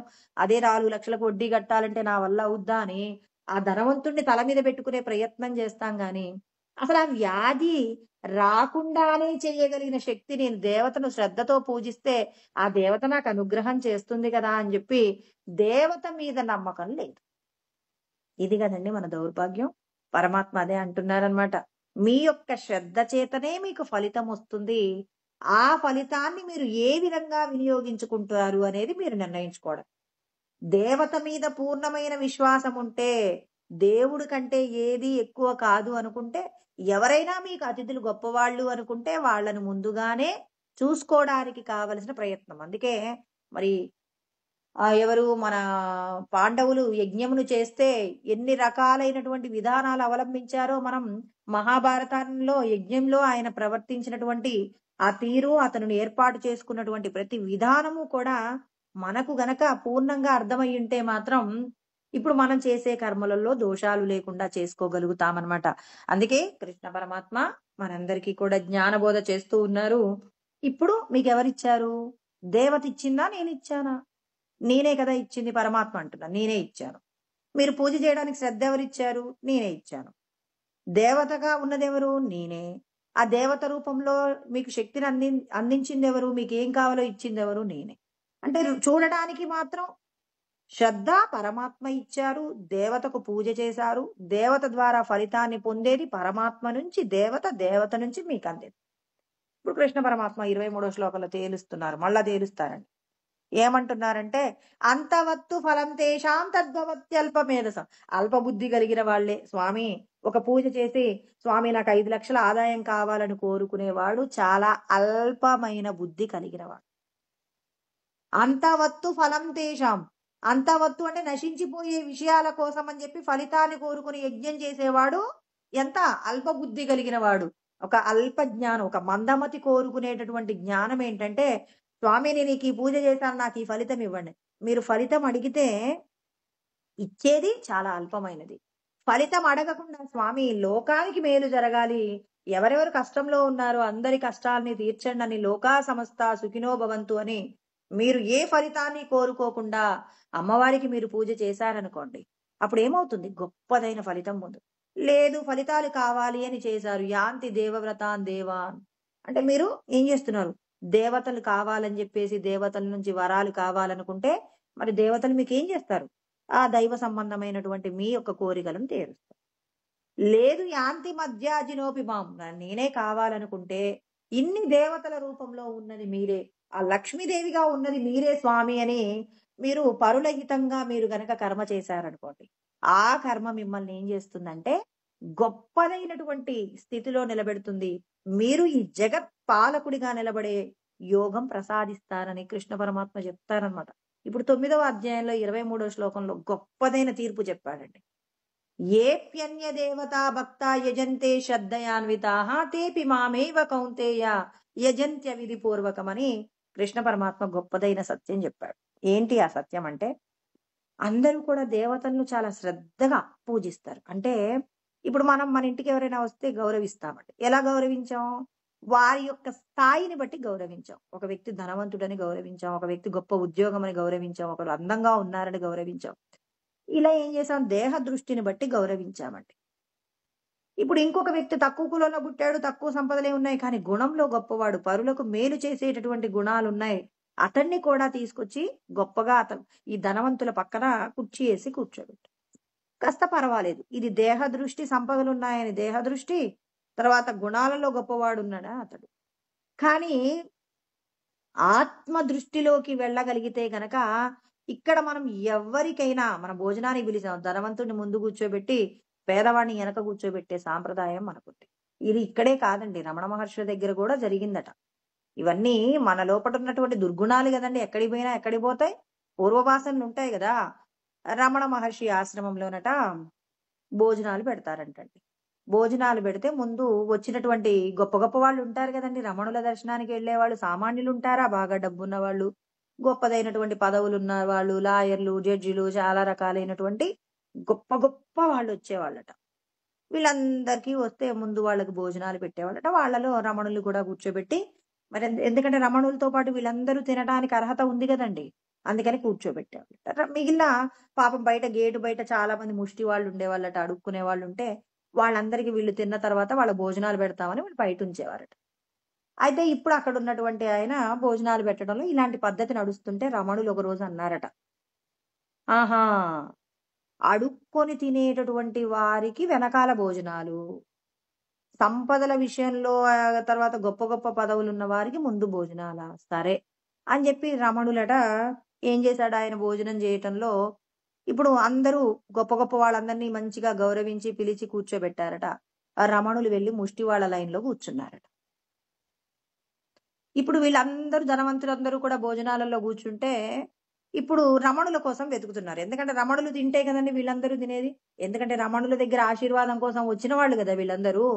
ఇప్పుడు అక్కడ ఉన్నటువంటి వాళ్ళు వెళ్ళి ఏరి రమణులేరి, ఇంకా రమణులు రావట్లేదని చూస్తే ఈ అడుక్కుని తినేటటువంటి వెనకాల తింటారని చెప్పేసి అన్నారు కదండి, వాళ్ళ లైన్ లో కూర్చున్నారు. ఇప్పుడు రమణులు అన్నారట, మీరందరూ గొప్ప గొప్ప పదవులు ఉన్న వాళ్ళకి కదా మీరు భోజనాలు పెట్టేది, మరి మాకు ఏ పదవులు లేనటువంటి వాళ్ళం, మేము భిక్షాటన చేసుకునే వాళ్ళం, నేను వీళ్లతో పాటు భోజనం చేస్తానని చెప్పేసి రమణులు ఉంటే, అయ్యో రమణులు, అయ్యో ఏంటండి వీరు ఎలా చేస్తున్నారు, ఇది కాదు కదండి అంటే, ముందు వీళ్ళకు భోజనం పెట్టండి తర్వాత నేను తింటానని చెప్పేసి రమణులు అప్పటి నుంచి మరి ముందుగా ఆతిథ్యం ఎవరికి ఇవ్వబడుతుందంటే, ఎవరైతే భిక్షాటన చేస్తూ వస్తారో వాళ్ళకి ముందు భోజనం పెట్టడం, తర్వాతనే మిగిలిన వాళ్లకు భోజనం పెట్టడం అనేది నేర్పించారు. అంటే ఇప్పుడు మనం ఒక ధనవంతుడైన వాడు మన ఇంటికి వస్తే అక్కడ కూర్చున్నవాడు కాస్త పేదవాడైతే మీరు లేవండి, పలానా వాళ్ళు వచ్చారు వాళ్ళు కూర్చుంటారని లేపినటువంటి సందర్భాలు జీవితాలలో ఎన్నో ఉంటాయండి. మరి కృష్ణ పరమాత్మ చెప్తున్నారు, ఇలా మీరందరూ కూడా ఒక దేవతను పూజ చేస్తూ ఉన్నప్పుడు కేవలం ఆ రూపాన్ని చూసి మాత్రమే గౌరవిస్తారా, ఆ రూపంలో ఉన్నటువంటి సర్వశక్తివంతమైన నన్ను చూస్తారా? మీరిప్పుడు ఒకవేళ నాకు లక్ష్మీదేవియే నన్ను అనుగ్రహిస్తుంది, ఏమోనండి పరమాత్మ ఎక్కడున్నాడో నాకు తెలీదు, నాకు లక్ష్మీదేవియే ఫైనల్ అన్నారనుకోండి, అప్పుడు పరమాత్మ తేల్చి చెప్తున్నాడు, అంటే అన్ని రూపాలలో ఉన్నది పరమాత్మయే అని పూజ చేస్తే ఫలితము గొప్పదైన ఫలితం. అలా కాకుండా ఇప్పుడు నేను లక్ష్మీ అమ్మవారిని మాత్రమే పూజిస్తున్నాను, ఆ అమ్మవారిలో ఎవరున్నారో నాకు సంబంధం లేదు అని మీరు అన్నారనుకోండి, అప్పుడు ఆ పరమాత్మ అంటున్నారు, తేపి మామేవ కౌంతేయ యజంత విధి పూర్వకం, విధి తప్పి పూజ చేస్తున్నారు మీరు, అంటే మీకు ఆ దేవత వల్లే సమకూరుతున్నాయి అంటున్నారు కదా, సరే పూజ చేసుకోండి, అదైతే నాకు చెందదు. అలా కాకుండా దేవతగా ఉన్నది నేనే, ఆ దేవత ద్వారా శక్తిని పొందేది మీరు ఎక్కడి నుంచి, పరమాత్మ నుంచే దేవత, దేవత నుంచి నాకు శక్తి అందుతుందని నా స్వరూపాన్ని తెలుసుకోవడమే నిర్గుణ నిరాకారమైనటువంటి పరబ్రహ్మమని కృష్ణ పరమాత్మ ఎంత చక్కగా వివరణ చేశారండి. అంటే మీరు ఒక దేవతను పూజిస్తున్నారంటే పరబ్రహ్మమును ఎందుకు చూడలేరు? అంటే మరి దేవీ దేవులలోనే పరబ్రహ్మమును చూడలేరు, ఇక మనుషులలో ఏ పరబ్రహ్మాన్ని చూస్తారండి? ఈ స్థితి వస్తే కదా మీరందరూ పరబ్రహ్మ స్వరూపం అయ్యేది. అంటే ఇప్పుడు దేవతలను పూజించాల్సిన అవసరం లేదంటే, ఇంతమంది కష్టాలను పోగొట్టడానికి ఆ పరమాత్మ దేవతా రూపాలుగా వచ్చి మన కష్టాలను పోగొట్టి మనకు జరిగే మంచి చెడులన్నింటినీ రక్షించడం కోసం దేవతా రూపాలుగా ఉన్నది ఎవరు? ఆ పరమేశ్వరుడే ఉన్నాడు. మనిషిగా ఆయనే ఉన్నాడు. ఆ మనుషుల్ని కాపాడడానికి పరమేశ్వరుడు దేవతా రూపంలో ఉన్నాడు. దేవతలందరికీ సుపీరియర్ గా పరమేశ్వరుడు ఉన్నారు. ఉన్నది ఏకరూపమే. ఆ ఏకరూపమే వివిధ స్వరూపాలుగా మార్పు చెందుతుందనే సత్యం నీకు తెలియటమే కాదు, జీర్ణమయ్యి నువ్వు అనుభవపూర్వకంగా ప్రతి స్వరూపంలో పరమేశ్వరుని దర్శనం చేస్తేనే నీకు సాక్షాత్తు పరబ్రహ్మముగా మారగలిగినటువంటి గొప్పదైన స్థితిని నువ్వు పొందగలవు అని చెప్పి యజ్ఞముల తర్వాత దేవతలకు సంబంధించినటువంటి విషయాలలో కృష్ణ పరమాత్మ భగవద్గీతలో ఎంత గొప్ప సత్యాలు చెప్పారండి. ఇన్ని శ్లోకాలను మనము అన్నింటినీ ఒక చోటకి మనం సమకూర్చుకున్నప్పుడు దేవతలు పరమేశ్వరుడి యొక్క గొప్పతనం ఏంటో మనందరికీ కూడా అర్థమవుతుంది. కాబట్టి ఇక ఈ యజ్ఞముల ద్వారా మనం ఏ విధమైనటువంటి స్థితి పొందుతాం, పరమేశ్వరుడు మనం చేసినటువంటి కర్మలలో ఉన్న దోషాలు ఇవన్నీ తర్వాత శ్లోకాలలో చెప్తున్నారనమాట. అంటే నిత్య జీవితంలో మనం జీవించవలసిన విధి విధానాలు ఎన్నో గొప్ప గొప్పవి ఉన్నాయి. అవన్నీ కృష్ణ పరమాత్మ ఎలా చెప్తున్నారో రేపు తెలుసుకుందామండి. ఓం సహనావతు సహనౌ భునక్తు సహ వీర్యం కరవావహై తేజస్వినావధీతమస్తు మా విద్విషావహై. ఓం శాంతి శాంతి శాంతి. ఓం ఆప్యాయంతు మమాంగాని వాక్ ప్రాణచక్షుః శ్రోత్రమతో బలమింద్రియాణి చ సర్వాణి. సర్వం బ్రహ్మోపనిషదం మా అహం బ్రహ్మ నిరాకుర్యాం మా బ్రహ్మ నిరాకరణోద నిరాకరణమస్వ నిరాకరణం మే అస్తు తదాత్మని నిరతేయా ఉపనిషత్సు ధర్మాస్తే మయి సంతు తే మయి సంతు. ఓం శాంతి శాంతి శాంతి. స్వస్తి. హరి ఓం.